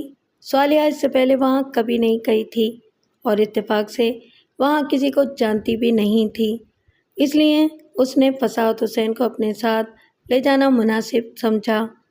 صالحہ عبدالکریم نے اپنے ذہن میں پہلے ہی طے کر رکھا تھا کہ اسے راؤ خورشید علی خان سے کیا بات کرنی ہے۔ راؤ خورشید علی، جیسا کہ ان کے خط سے مترشح تھا جو صالحہ کے ہاتھ لگ گیا تھا، مرحوم علی مراد کے پرانے دوستوں میں سے تھے اور اس واقعے کے ایک کردار بھی تھے جس کا خیال صرف صالحہ کے ذہن میں آیا تھا۔ بعد میں اس خط سے اس واقعے کی تصدیق ہو گئی تھی۔ صالحہ کو راؤ خورشید علی سے بات بہت سنبھل کر کرنی تھی، اس سے اسے یہ حقیقت چھپانی تھی۔ اگر راؤ خورشید علی کو اس پر ذرا سا بھی شبہ ہو جاتا تو اس کا بنا بنایا کھیل بگڑ سکتا تھا۔ وہ چونکہ تمام حالات سے پوری طرح واقف نہیں تھی، اس لیے وہ راؤ خورشید علی کے رویے کے بارے میں بھی کوئی پیش بینی نہیں کر سکتی تھی۔ اسے کم سے کم الفاظ میں اپنا دامن بچاتے ہوئے اس طرح گفتگو کرنی تھی کہ اس کا اصل مقصد حاصل ہو جائے۔ نصیر آباد پہنچ کر صالحہ عبدالکریم نے اور اس کے مددگار فصاحت نے ایک ہوٹل میں قیام کیا۔ دوسرے دن سے پہر کو وہ فصاحت کو لے کر راؤ خورشید علی سے ملاقات کے لیے اس کے گھر پہنچی۔ راؤ خورشید علی نے دونوں مہمانوں کو بڑی عزت کے ساتھ اپنے کمرے میں بٹھایا، پھر ان سے آمد کا مقصد پوچھا۔ میں ایک قانون دان ہوں، صالحہ نے اپنا تعارف کراتے ہوئے کہا۔ میرا تعلق کراچی سے ہے اور یہ میرے مددگار فصاحت حسین ہیں۔ میں آپ سے آپ کے مرحوم دوست علی مراد کی دوسری بیوی سلیمہ خاتون اور ان کے بیٹے علی سراج کا پتہ معلوم کرنا چاہتی ہوں۔ میں آپ کی تلاش میں پہلے سکر گئی تھی، لیکن وہاں جا کر معلوم ہوا کہ آپ نے اپنا مکان فروخت کر دیا ہے اور نصیر آباد آ گئے ہیں۔ بڑی حیرت کی بات ہے، راؤ خورشید علی نے کہا۔ میں تو آپ کو بالکل نہیں جانتا اور میرا خیال ہے کہ آپ بھی مجھ سے واقف نہیں ہیں۔ پھر آپ کو کیسے پتہ چلا کہ میں علی مراد کی دوسری بیوی اور بیٹے کے بارے میں کچھ جانتا ہوں؟ مجھے اس بات کا علم اس خط کے ذریعے ہوا جو مجھے گزشتہ دنوں علی مراد مرحوم کے کاغذات میں سے اتفاق سے مل گیا تھا۔ صالحہ نے وہ خط راؤ خورشید علی کی طرف بڑھاتے ہوئے کہا۔ یہ خط آج سے 5 سال پہلے آپ نے اپنے مرحوم دوست کو تحریر کیا تھا۔ راؤ خورشید علی نے وہ خط صالحہ کے ہاتھ سے لے لیا اور لفافے میں سے پرچہ نکال کر اسے پڑھنے لگا۔ اس کی اپنی ہی تحریر تھی۔ برادرم علی مراد صاحب، السلام علیکم۔ مجھے افسوس کے ساتھ یہ کہنا پڑ رہا ہے اور یہ بات لکھنی پڑ رہی ہے کہ آپ کا بیٹا علی سراج روز بروز سرکش اور آوارہ ہوتا جا رہا ہے۔ بھابھی سلیمہ خاتون نے اس سلسلے میں کئی بار مجھ سے شکایت کی اور میں نے بھابھی صاحبہ کے کہنے پر اسے سمجھایا بھی، لیکن وہ اپنی حرکتوں سے باز نہیں آتا۔ آپ چونکہ ایک عرصہ دراز سے دونوں ماں بیٹے سے لا تعلق ہیں اور علی سراج باپ کی شفقت اور سرپرستی سے محروم ہے، اس لیے وہ برابر بگڑتا جا رہا ہے۔ میں اپنے طور پر ان دونوں کی نگہداشت کے لیے جو کچھ کر سکتا ہوں وہ برابر کرتا رہا ہوں، لیکن میرا خیال یہ ہے کہ آپ اس کی سرپرستی کے لیے کوئی نہ کوئی صورت نکالیں، ورنہ وہ بالکل تباہ ہو کر رہ جائے گا۔ میں نے آپ کے راز کو ہمیشہ راضی رکھا ہے اور آئندہ بھی انشاءاللہ راضی رکھوں گا۔ دیگر کار لائقہ سے یاد فرمائیں۔ فقط آپ کا دوست راؤ خورشید علی۔ جی ہاں، راؤ خورشید علی نے خط کو پڑھنے کے بعد کہا، یہ خط مرحوم کو میں نے ہی لکھا تھا اور یہ ایک محض اتفاق ہے کہ یہ آپ کے ہاتھ لگ گیا۔ مرحوم ہر خط کو پڑھنے کے بعد ضائع کر دیتے تھے، شاید اتفاق سے یہ خط تلف ہونے سے بچ رہا۔ حقیقت یہ ہے کہ ہمیں نہیں معلوم تھا کہ مرحوم علی مراد نے کوئی دوسری شادی بھی کر رکھی ہے اور علی نواز کے علاوہ بھی ان کی کوئی اولاد موجود ہے۔ صالح عبد الکریم نے کہا، ان کی پہلی بیوی ختیجہ بیگم یا ان کے خاندان کے کسی فرد کو اس بات کا علم نہیں ہے؟ جی ہاں، راؤ خورشید نے کہا، میں اس بات سے واقف ہوں۔ دراصل مرحوم نے دوسری شادی اپنے گھر والوں سے اور سارے خاندان والوں سے بہت خفیہ طور پر کی تھی۔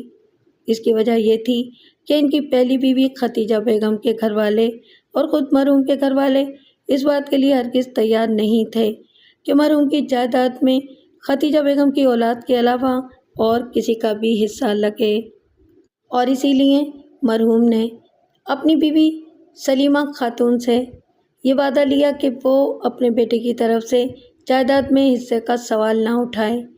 سلیمہ خاتون بیچاری ایک شوہر پرست اور انتہائی سیدھی سادی قسم کی عورت ہیں۔ وہ زندگی بھر اپنے اس عہد پر کاربند رہیں۔ لیکن یہ زیادتی ہے راؤ خورشید علی صاحب، صالح عبد الکریم نے کہا۔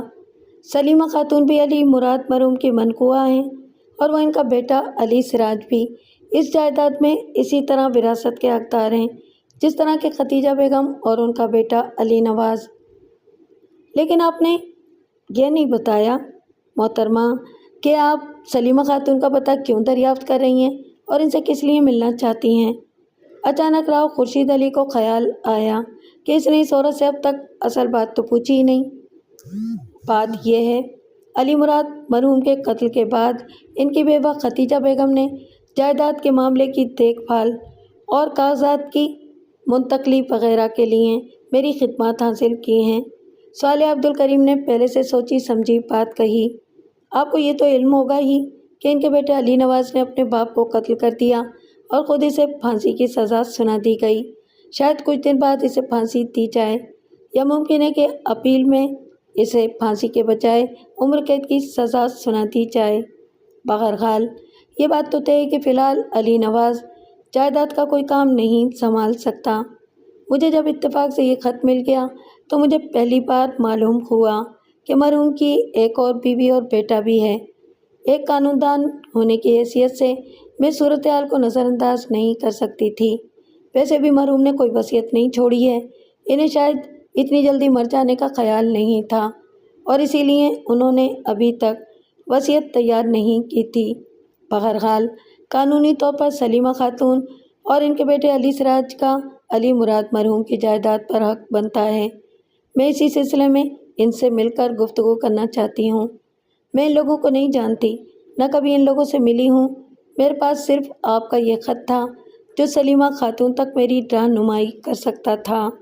آپ نے بڑی اعلیٰ ظرفی کا ثبوت دیا ہے محترمہ، راؤ خورشید علی نے کہا۔ آپ نے اس بات پر توجہ دی کہ حق حقدار کو پہنچے، لیکن میں نے آپ کو بتایا نا کہ سلیمہ خاتون اپنے مرحوم شوہر سے یہ وعدہ کیے ہوئے ہیں کہ وہ جائیداد میں وراثت کا سوال کبھی نہیں اٹھائیں گی۔ سوال اعلیٰ ظرفی کا نہیں، پیشہ ورانہ دیانت کا ہے، صالح عبدالکریم نے کہا۔ یہ قانونی معاملات ہیں اور ان میں صرف بات چیت کی کوئی اہمیت نہیں ہوتی۔ میں تو یہی چاہوں گی کہ سلیمہ خاتون اور ان کے بیٹے کو جائیداد میں سے برابر کا حصہ ملے۔ آپ ٹھیک کہتی ہیں، خورشید علی نے کہا، لیکن یہاں ایک اور بات بھی محل نظر ہے، اور وہ یہ کہ مرحوم نے اس شادی کو اپنے خاندان کے تمام لوگوں سے اور حتیٰ کہ اپنے دوستوں تک سے پوشیدہ رکھا تھا۔ میں ان چند لوگوں میں سے ایک تھا جنہیں اس کے بارے میں علم تھا، اور شکر میں ہی سلیمہ خاتون اور ان کے بیٹے کی دیکھ بھال کرتا تھا۔ اب تک یہ بات کسی کو نہیں معلوم ہوئی ہے، لیکن پھر تو سب کو پتہ چل جائے گا۔ میرا خیال ہے کہ اس میں کوئی حرج بھی نہیں ہے، صالحہ نے کہا۔ مرحوم کی دوسری شادی شرعی اور ملکی قانون کے مطابق غلط نہیں تھی، یہ صرف سماجی اور خاندانی دباؤ تھا جس کی بنا پر انہوں نے اس کو خفیہ رکھا، اور اب مرحوم اس دنیا میں موجود نہیں ہے، اس لیے اس بات کو بھی چھپانے کی ضرورت نہیں۔ میں آپ سے یہ وعدہ کرتی ہوں کہ سلیمہ خاتون اور ان کے بیٹے کو جائیداد میں سے حصہ ضرور دلاؤں گی، بشرطے کہ وہ خود انکار نہ کر دیں۔ صالحہ نے جھوٹ نہیں بولا تھا، اس نے راؤ خورشید علی کا خط دیکھنے کے بعد ہی اپنے دل میں یہ بات طے کر لی تھی کہ وہ سلیمہ خاتون کو جائیداد میں سے اس کا حصہ ضرور دلوائے گی، اور باتوں کے علاوہ اس نے یہ بات بھی سوچ لی تھی۔ آپ واقعی عظیم اور منصف مزاج انسان ہیں، راؤ خورشید نے اس کی تعریف کرتے ہوئے کہا، لیکن میں اس معاملے میں اپنی کوئی رائے نہیں دینا چاہتا۔ میں آپ کو سلیمہ خاتون کا پتہ دیے دیتا ہوں، وہ سکر میں ہی رہتی ہیں، آپ وہاں جا کر ان سے مل لیجئے، ان کو اپنے مقصد کے بارے میں بتائیے۔ اب یہ ان کی مرضی ہے کہ وہ جائیداد میں وراثت کے لیے تیار ہوتی ہیں یا نہیں۔ کیا سلیمہ خاتون کے کوئی اور اولاد بھی ہے؟ صالح عبدالکریم نے پوچھا۔ جی نہیں، راؤ خورشید نے جواب دیا، علی سراج ان کا اکلوتا بیٹا ہے، اس کے علاوہ ان کے اور کوئی اولاد نہیں ہے۔ مرحوم علی مراد نے علی سراج کی تعلیم و تربیت پر کیوں توجہ نہیں دی؟ صالحہ نے پوچھا۔ آپ کے خط سے تو صاف ظاہر ہوتا ہے کہ مرحوم نے تجھے سے ان دونوں ماں بیٹوں سے ترک تعلق کر لیا تھا۔ صالح عبدالکریم نے سوچا کہ وہ اس موقع سے فائدہ اٹھا کر زیادہ سے زیادہ معلومات حاصل کر لے۔ آپ کا خیال درست ہے، راؤ خورشید نے کہا۔ حقیقت تو یہ ہے کہ اس شادی کے چند برس بعد ہی سلیمہ خاتون کی ذات میں ان کی دلچسپی کم ہوتی چلی گئی تھی، وہ بہت کم وہاں کا چکر لگاتے تھے۔ رفتہ رفتہ یہ سمجھے کہ انہوں نے بالکل ہی آنا چھوڑ دیا تھا۔ البتہ ہر ماہ وہ کچھ رقم مجھے بھیج دیا کرتے تھے جو ان دونوں ماں بیٹوں کی گزر اوقات کے لیے کافی ہوتی تھی۔ میں وہ رقم سلیمہ خاتون کو دے دیا کرتا تھا، لیکن افسوس کی بات یہ ہے کہ سلیمہ خاتون شوہر کی محبت اور علی سراج باپ کی شفقت سے محروم رہے، اور پھر جب علی نواز نے ایک لڑکی کے چکر میں اپنے باپ کو قتل کر دیا تو اس کے بعد سے تو کوئی رقم آنے کا سوال ہی پیدا نہیں ہوتا تھا۔ بہرحال میں اپنے طور پر جو کچھ کر سکتا تھا وہ میں نے ان لوگوں کے لیے کیا اور اب بھی کر رہا ہوں۔ کیا علی سراج خود کوئی کام کاج نہیں کر رہا؟ صالح عبدالکریم نے پوچھا۔ بدقسمتی سے بالکل نالائق نکل گیا، راؤ خورشید علی نے افسردگی سے گردن ہلاتے ہوئے کہا۔ آپ تو ایک اعلیٰ تعلیم یافتہ خاتون ہیں اور اس بات کو بخوبی سمجھتی ہیں کہ جو بچے اور خاص طور سے لڑکے باپ کی سرپرستی اور شفقت سے یکسر محروم رہتے ہیں وہ طرح طرح کی نفسیاتی الجھنوں کا شکار ہو جاتے ہیں، اور ان کے یہ جذباتی صدمے مختلف شکلیں اختیار کر لیتے ہیں، اور بعض اوقات یہ منفی بھی ہوتی ہیں۔ افسوس کہ علی سراج انہی منفی شکلوں میں پھنس کر رہ گیا اور اس کی شخصیت مسخ ہونے لگی۔ میں خود ایک مصروف اور بال بچے دار آدمی ہوں، تاہم میں نے اس کو سنبھالنے کی کافی کوشش کی۔ اپنی ماں کی تو وہ کوئی بات سنتا ہی نہیں، لیکن آپ جانتی ہیں کہ میں اس کے باپ کی کمی تو پوری نہیں کر سکتا تھا۔ نتیجہ یہ ہوا کہ وہ بالکل ہی بگڑ گیا، اس نے ادھر ادھر چوریاں کرنی شروع کر دیں، ایک آدھ بار پکڑا بھی گیا۔ میں نے اپنا اثر و رسوخ استعمال کر کے اس کی نیک چلنے کی ضمانت فراہم کی، لیکن اس نے بار بار مجھے مایوس کیا۔ میں نے اس کے باپ کو اس سلسلے میں کئی خط لکھے، جن میں سے یہ خط اتفاق سے آپ کے ہاتھ بھی لگ گیا، لیکن مرحوم دوست نے، اللہ ان کی مغفرت کرے، اس معاملے میں بڑی سنگ دلی اور ناانصافی کا مظاہرہ کیا۔ انہوں نے جواب میں مجھے لکھا کہ وہ ہر ماہ رقم بھیجنے کے علاوہ سلیمہ خاتون اور ان کے بیٹے سے کوئی تعلق رکھنا نہیں چاہتے، البتہ وہ رقم کو دگنا یا 2.5 گنا تک کرنے کو تیار ہیں۔ آپ تو خود سمجھ سکتی ہیں محترمہ کہ اصل چیز پیسہ ہی تو نہیں ہوتا، غذا تو کتے اور بلیاں بھی کھا لیتے ہیں، کہیں نہ کہیں سے، کوڑے کرکٹ سے تلاش کر کے۔ انسان کو پیسے کے علاوہ بھی کچھ چیزوں کی ضرورت ہوتی ہے۔ علی سراج کو اس کے طویل فرسٹریشن نے تباہ کر دیا، اور اس کی پوری ذمہ داری اس کے عاقبت نااندیش باپ پر عائد ہوتی ہے۔ کیا علی سراج ان سارے حالات کے بارے میں جانتا تھا اور اسے پتا تھا کہ علی مراد اس کا باپ تھا؟ جی ہاں، راؤ خورشید علی نے جواب دیا۔ اسے یہ بات معلوم تھی، اور اسے یہ بھی معلوم تھا کہ اس کا باپ اس سے اور اس کی ماں سے کوئی تعلق رکھنا نہیں چاہتا، اور یہ کہ ماں کے دعوے کے مطابق ان دونوں کا علی مراد کی جائیداد سے بھی کوئی تعلق نہیں ہوگا۔ ظاہر ہے کہ علی سراج اس صورتحال سے خوش نہیں تھا۔ وہ اکثر اپنی ماں سے کہا کرتا تھا کہ وہ اپنے باپ کی جائیداد میں سے اپنا حصہ لینا چاہتا ہے، لیکن اس کی ماں نے اسے ہمیشہ سختی سے منع کیا۔ تاہم علی مراد کے قتل سے چند روز پہلے وہ علی مراد کے پاس گیا تھا۔ صالحہ عبد الکریم چونک پڑی، لیکن اس نے اپنے جذبات کا اظہار نہیں ہونے دیا۔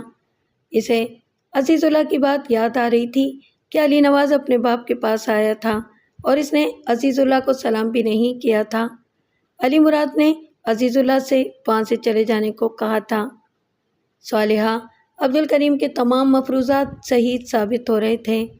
اس وقت اپنے باپ کے پاس آنے والا شخص علی نواز نہیں تھا، بلکہ اس کا بھائی علی سراج تھا۔ اچھا، صالحہ عبد الکریم نے مصنوعی حیرت کا اظہار کرتے ہوئے کہا، کیا اس نے اپنے باپ سے جائیداد کے سلسلے میں بھی بات کی تھی؟ میں ان دنوں سکر میں ہی تھا، راؤ خورشید علی نے کہا۔ سلیمہ بھابھی نے مجھے یہ بات بتائی تھی کہ علی سراج ان کی اجازت کے بغیر ہی اپنے باپ سے ملنے گیا تھا، اور اس نے اپنے حق کی بات کی تھی، لیکن علی مراد نے اسے ذلیل کر کے وہاں سے بھگا دیا۔ جب علی سراج اپنے باپ کے پاس گیا تھا اور وہاں موجود دوسرے لوگوں کو کیا اس بات کا علم نہیں ہو سکا کہ وہ علی مراد کا سگا بیٹا ہے؟ صالحہ نے اس سے پوچھا۔ اس سلسلے میں آپ کو ایک دلچسپ بات بتاؤں؟ راؤ خورشید علی نے کہا، یہ ایک عجیب اتفاق ہے کہ مرحوم علی مراد کے دونوں بیٹے یعنی علی نواز اور علی سراج دونوں ایک دوسرے کے بالکل ہم شکل ہیں۔ ان میں اتنی زیادہ مماثلت ہے کہ جب تک قریب سے اور غور سے ان کو نہ دیکھا جائے اس وقت تک ان کو الگ الگ شناخت نہیں کیا جا سکتا۔ یہ ایک انتہائی حیرتناک بات ہے، صالحہ نے کہا۔ ہم شکل اولادیں عموماً وہ ہوتی ہیں جو ایک ہی ماں باپ سے پیدا ہوتی ہیں، لیکن ان دونوں لڑکوں کی مائیں الگ الگ ہیں، اور اس کے باوجود آپ بتا رہے ہیں کہ وہ ہم شکل ہیں۔ جی ہاں، وہ بالکل ہیں، خورشید علی نے کہا۔ جب علی سراج اپنے باپ سے ملنے گیا تھا تو ایسا اتفاق بھی تو ہو سکتا تھا کہ اسی وقت علی نواز بھی کہیں آس پاس موجود ہوتا، اور کچھ لوگوں کی نظریں ان دونوں پر ایک ساتھ پڑ جاتی، تو پھر تو بھانڈا پھوٹ جاتا۔ علی سراج نے اپنی ماں کو یہ بات بتائی تھی کہ وہ اپنے باپ کے پاس اس وقت پہنچا تھا جب اس نے اس امر کا اطمینان کر لیا تھا کہ علی نواز کہیں آس پاس موجود نہیں ہے۔ راؤ خورشید علی نے کہا، سراج علی میں لاکھ برائیاں سہیں، لیکن اس معاملے میں وہ بہت خوددار ہے۔ اس کا کہنا ہے کہ جب تک اس کا باپ خود اسے اپنے بیٹے کی حیثیت سے سب کے سامنے قبول کرنے پر آمادہ نہیں ہوگا، اس وقت تک وہ اپنے آپ کو اس حیثیت سے ظاہر کرنا اپنی توہین سمجھے گا۔ ہاں، البتہ وہ جائیداد پر پورا حق رکھتا ہے اور اس کے لیے ضرور کوشش کرے گا۔ بڑا الجھا ہوا کردار ہے علی سراج کا، صالحہ نے ہنستے ہوئے کہا۔ بہرحال راؤ صاحب، میں آپ کی بہت شکر گزار ہوں کہ آپ نے اس سلسلے میں میری معاونت کر کے مجھے موقع دیا کہ میں علی مراد مرحوم کی جائیداد کے معاملات کو خوش اسلوبی کے ساتھ طے کر سکوں گی۔ میری کوشش یہ ہوگی کہ سب کے ساتھ انصاف ہو۔ میں اس کی حامی ہرگز نہیں ہوں کہ کسی کو اس کے جائز حق سے محروم کیا جائے۔ میرا کام انصاف اور قانون کی سر بلندی کے لیے جد و جہد کرنا ہے۔ خدا آپ کو اس کار نیک کی جزائے خیر دے عزیز بہن، راؤ خورشید نے کہا۔ میں آپ کو سلیمہ خاتون کا سکر کا پتہ لکھ کر دے دیتا ہوں، آپ میرے حوالے سے ان سے ملاقات کر لیجئے۔ وہ ایک عرصہ دراز سے سکر میں ہی مقیم ہیں۔ کیا وہ شروع سے سکر میں ہی رہتی ہیں؟ صالحہ نے پوچھا۔ ان کی شادی وہیں ہوئی تھی؟ جی نہیں، راؤ خورشید علی نے بتایا، ان کی شادی کراچی میں ہوئی تھی اور وہ پہلے کراچی میں ہی رہتی تھیں۔ راؤ خورشید علی نے کاغذ پر سلیمہ خاتون کا پتہ لکھ کر صالحہ کے حوالے کر دیا۔ میں جب سے سکر سے نصیر آباد آیا ہوں، ایک بار بھی دوبارہ سکر نہیں جا سکا، راؤ خورشید نے کہا۔ ایک تو دفتر کی ذمہ داریاں، پھر گھریلو مصروفیات اور پھر بڑھتی ہوئی عمر کے ساتھ گرتی ہوئی صحت۔ پچھلے دنوں ایک جاننے والے صاحب سکر سے آئے تھے، وہ بتا رہے تھے کہ سلیمہ خاتون کافی بیمار ہیں، خدا انہیں صحت عطا فرمائے۔ اچھا راؤ صاحب، اب ہم لوگ اجازت چاہتے ہیں، صالحہ نے اٹھتے ہوئے کہا۔ سوال ہی پیدا نہیں ہوتا محترمہ، راؤ خورشید نے بڑی اپنائیت کے انداز میں کہا۔ بھلا کراچی جیسی دور دراز جگہ سے آنے والے معزز مہمانوں کو اس طرح رخصت کیا جا سکتا ہے؟ آپ دونوں رات کا کھانا کھائے بغیر نہیں جائیں گے؟ صالح عبدالکریم اور فصاحت حسین نے بہت معذرت کی، لیکن راؤ خورشید علی نہیں مانا۔ اس نے ان دونوں کو اپنے بیوی اور بچوں سے ملوایا۔ راؤ خورشید علی کی بیوی ایک تعلیم یافتہ اور ملنسار خاتون تھیں۔ اس کی دونوں بیٹیاں کالج میں پڑھتی تھیں، لڑکا جامچورو میڈیکل کالج میں زیر تعلیم تھا۔ وہ سب لوگ بہت دیر تک آپس میں باتیں کرتے رہے۔ رات کو جب صالح عبدالکریم اور فصاحت حسین راؤ خورشید علی کے گھر سے رخصت ہوئے تو دونوں بہت خوش تھے۔ میرے تمام مفروضات بالکل درست ثابت ہوئے، صالحہ نے فصاحت حسین سے کہا۔ جو ایک خیال میں اپنے ذہن میں قائم کر کے چلی تھی، اس کی بالکل تصدیق ہو گئی ہے اور اب ہم معاملے کی تہہ تک پہنچ گئے ہیں۔ اصل چیز تو خیال ہی ہوتا ہے میڈم، فصاحت حسین نے کہا۔ پہلے ایک خیال جنم لیتا ہے اور اسی خیال کی بنیاد پر پوری عمارت کی بنیاد کھڑی ہوتی ہے۔ اگر خیال صحیح ہو تو نتیجتاً تحقیق بھی صحیح رخ اختیار کرتی ہے۔ اب ٹھیک کہتے ہیں فصاحت صاحب، صالحہ نے کہا، لیکن ابھی اس پورے معاملے میں جو سب سے زیادہ عجیب و غریب بات ہے وہ یہ کہ علی نواز اور علی سراج دو الگ الگ ماؤں کی اولاد ہونے کے باوجود اس قدر ہم شکل ہیں کہ ان میں بآسانی شناخت مشکل ہے۔ میں نے علی سراج کو خود تو نہیں دیکھا، لیکن میں بآسانی سمجھ سکتی ہوں کہ شکلوں کی یہ غیر معمولی مماثلتی علی نواز کو ملزم گرداننے کا سبب بنی ہے۔ میں نے اس قسم کا واقعہ اس سے پہلے نہ دیکھا، نہ سنا، نہ کہیں پڑھا۔ یہ ہے تو واقعی غیر معمولی بات، فصاحت حسین نے کہا، لیکن ناممکن بھی نہیں۔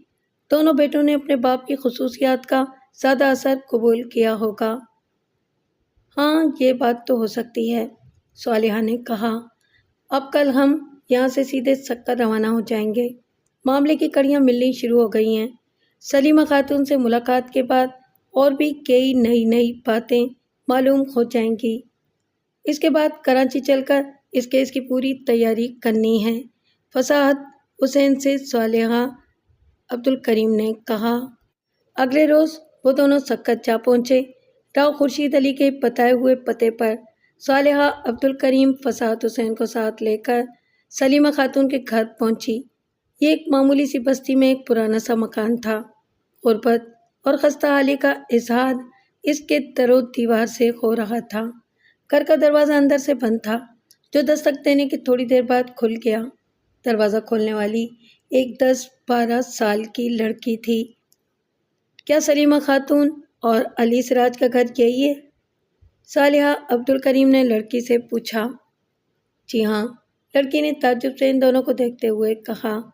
یہی ہے، آپ کو کس سے ملنا ہے؟ ہمیں سلیمہ خاتون سے ملنا ہے، صالحہ نے جلدی سے کہا۔ ان کو جا کر بتاؤ کہ ہم لوگ کراچی سے آئے ہیں اور ایک ضروری کام کے سلسلے میں ان سے ملاقات کرنا چاہتے ہیں۔ ماسی بہت بیمار ہیں، لڑکی نے کہا، وہ بستر سے اٹھ نہیں سکتی، میں انہیں جا کر بتا دیتی ہوں۔ लड़की अंदर चली गई। जरा देर के बाद वो वापस आई और उसने इन दोनों को अंदर बुला लिया। दालान में एक चारपाई पर एक मोमर औरत लेटी हुई थी। वो बहुत बीमार और कमज़ोर दिखाई दे रही थी। घर बाहर के मुकाबले में अंदर से काफ़ी साफ सुथरा था। लड़की ने औरत की चारपाई के पास 2 कुर्सियां लाकर पहले ही रख दी थीं। सालिहा और फसाद हुसैन ने औरत को सलाम किया। औरत ने खुशदिली के साथ इनके सलाम का जवाब देते हुए उठने की कोशिश की, लेकिन सालिहा ने उसके शाने पर आहिस्ता से हाथ रखकर उसे रोक दिया। आप बैठी रहें मोहतरमा, आपकी तबीयत ठीक नहीं है। आप लोग कौन हैं? औरत ने कमज़ोर आवाज़ में पूछा। मुझसे क्या काम है आप लोगों को? मैंने इससे पहले आप लोगों को कभी नहीं देखा। जी हाँ, सालिहा ने कहा, आप हम लोगों को नहीं जानती और हमने भी आपका सिर्फ नाम सुना था। आपका पता हमें राव खुर्शीद अली ने दिया था और इन्हीं के मशवरे पर हम आपके पास आए हैं। राव खुर्शीद अली साहब ने? औरत ने कहा, वो तो नसीराबाद में हैं। जी हाँ, सालिहा ने कहा, हमारी इनसे मुलाकात नसीराबाद में ही हुई थी। मैं दरअसल मरहूम अली मुराद की वकील हूँ और इनकी जायदाद के मामलात देखती हूँ। अच्छा अच्छा, औरत के चेहरे पर एक हल्का सा रंग आ गया। फिर वो लड़की की तरफ देखकर बोली, जाओ बेटी, तुम बावर्ची खाने में जाओ, मेहमानों के लिए चाय बनाओ। शाबाश। सालिहा अब्दुल करीम और फसाद हुसैन समझ गए कि सलीमा खातून ने इस लड़की को वहाँ से हटाना चाहा है। ये बहुत अच्छी बच्ची है, सलीमा ने कहा। बीमारी में मेरी बहुत खिदमत करती है, खुदा इसको खुश रखे। खैर, तो राव साहब ने आप लोगों को मेरे बारे में, मेरा मतलब है कि आप। जी हाँ, हमें ये बात मालूम है कि आप मरहूम अली मुराद की दूसरी बीवी हैं। सालिहा अब्दुल करीम ने इसकी मुश्किल हल करते हुए कहा। हमें ये भी मालूम है कि आपका एक बेटा है जिसका नाम अली सिराज है। इसके बाद सालिहा ने अपनी आमद का मकसद वही बयान किया जो राव खुर्शीद अली के सामने बयान किया था। सलीमा बड़ी गौर से इसकी बातें सुनती रही। अब अगर आपको मेरे बारे में सभी कुछ मालूम हो गया है तो फिर मैं भी खुलकर बात करूंगी, सलीमा ने कहा। हम दोनों माँ बेटों ने बहुत बुरे दिन गुजारे हैं। आज से तकरीबन 25 साल पहले साईं अली मुराद ने मुझसे कराची में शादी की थी। ये शादी इनके बेहद इसरार पर हुई थी। खैर, वो एक अलग दास्तान है और मैं इसे दोहराना नहीं चाहती। मैं तो सिर्फ ये कहना चाहती हूँ कि मैंने साईं से वादा किया था कि मैं अपने लिए या अपनी औलाद के लिए इनकी जायदाद में से कोई हिस्सा नहीं मांगूंगी और मैं अपने इस वादे पर आज भी कायम हूँ।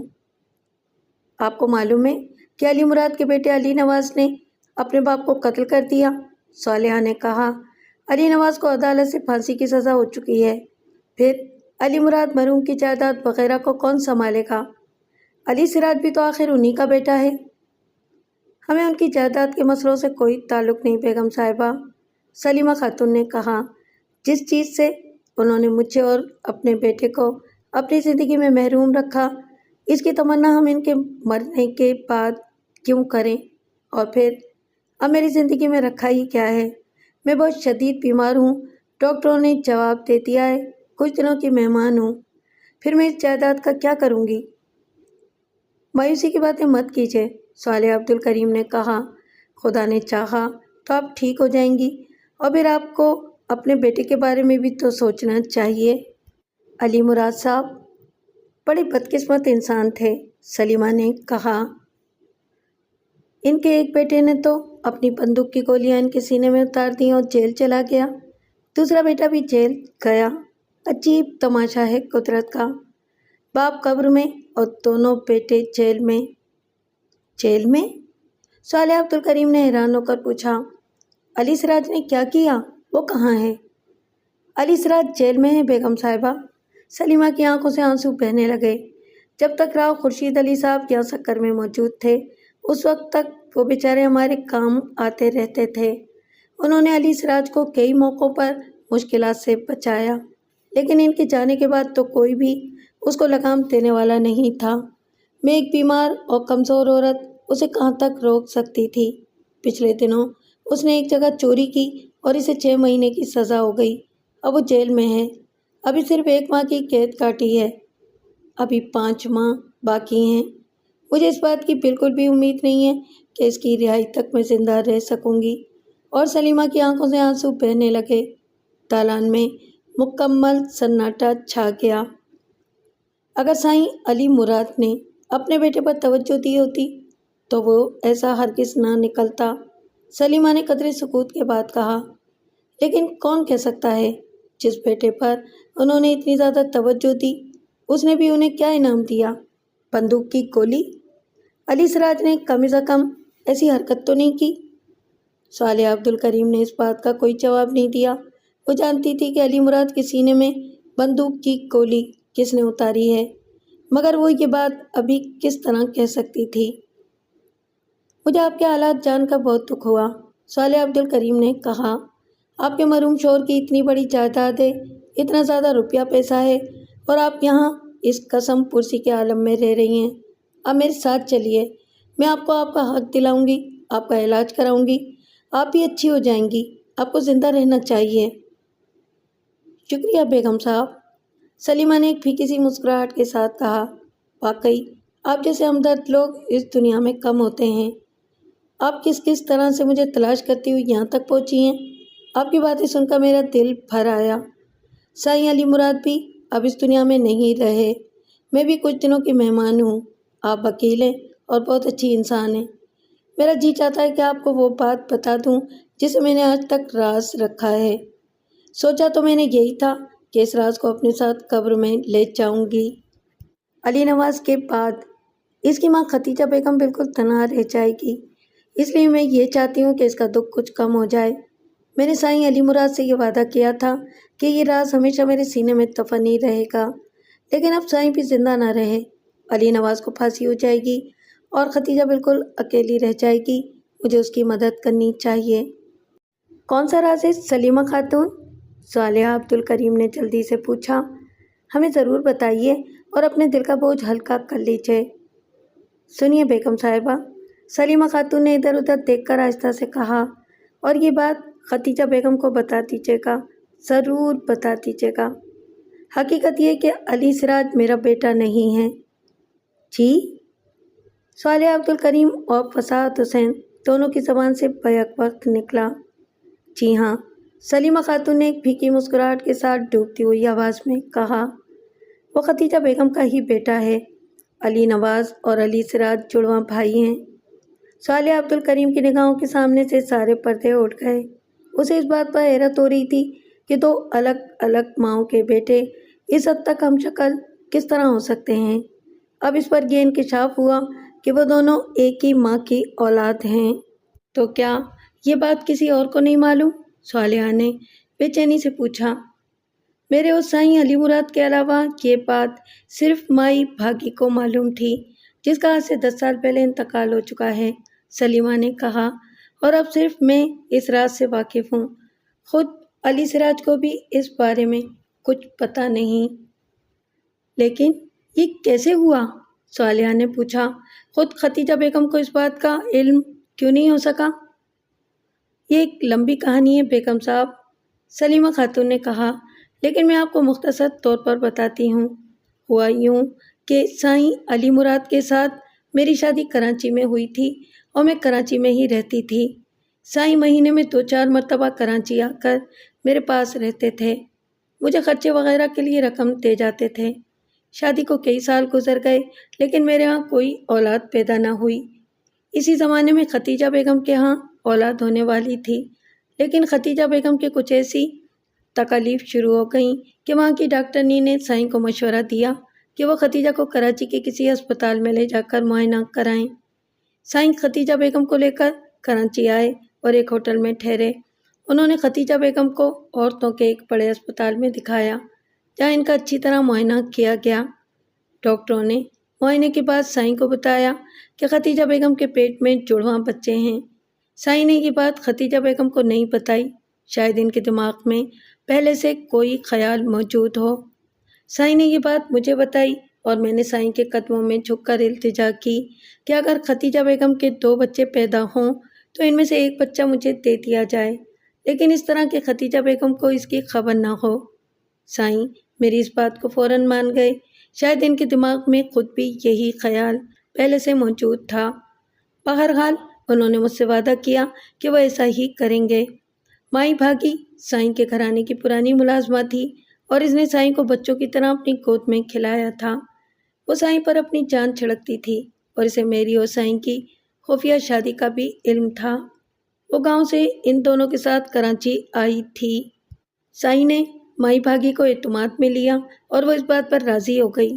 قصہ مختصر یہ کہ ختیجہ کو اسپتال میں داخل کرایا جہاں اس کا آپریشن کیا گیا اور 2 جڑواں بیٹے پیدا ہوئے۔ حسب وعدہ ان میں سے ایک بیٹا میرے حوالے کر دیا گیا اور ختیجہ کو ہوش میں آنے کے بعد بتایا گیا کہ اس کے ہاں 2 بیٹے پیدا ہوئے تھے جن میں سے ایک مر گیا۔ اسپتال کے عملے کے لوگوں کو سائیں نے کچھ دیر دلا کر خوش کر دیا۔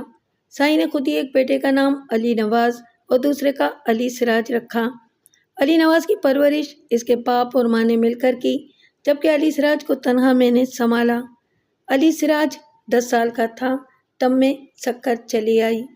ایک ہی ماں کے بیٹے ہیں دونوں، ختیجہ کے ہی بیٹے ہیں۔ اب ختیجہ کی مرضی ہے کہ اپنے بیٹے کو جائیداد میں سے حصہ دے یا اسے دھتکار دے۔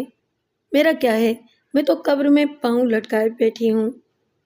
صالحہ کا دماغ سائیں سائیں کر رہا تھا۔ صورتحال اس طرح اچانک بدل جائے گی اس کا اسے احساس بھی نہیں تھا اور اس وقت اس نے سلیمہ خاتون کے کرب کو صحیح معنوں میں محسوس کیا۔ واقعی وہ عورت کس قدر تنہا تھی، کتنی مجبور اور کتنی تنہا۔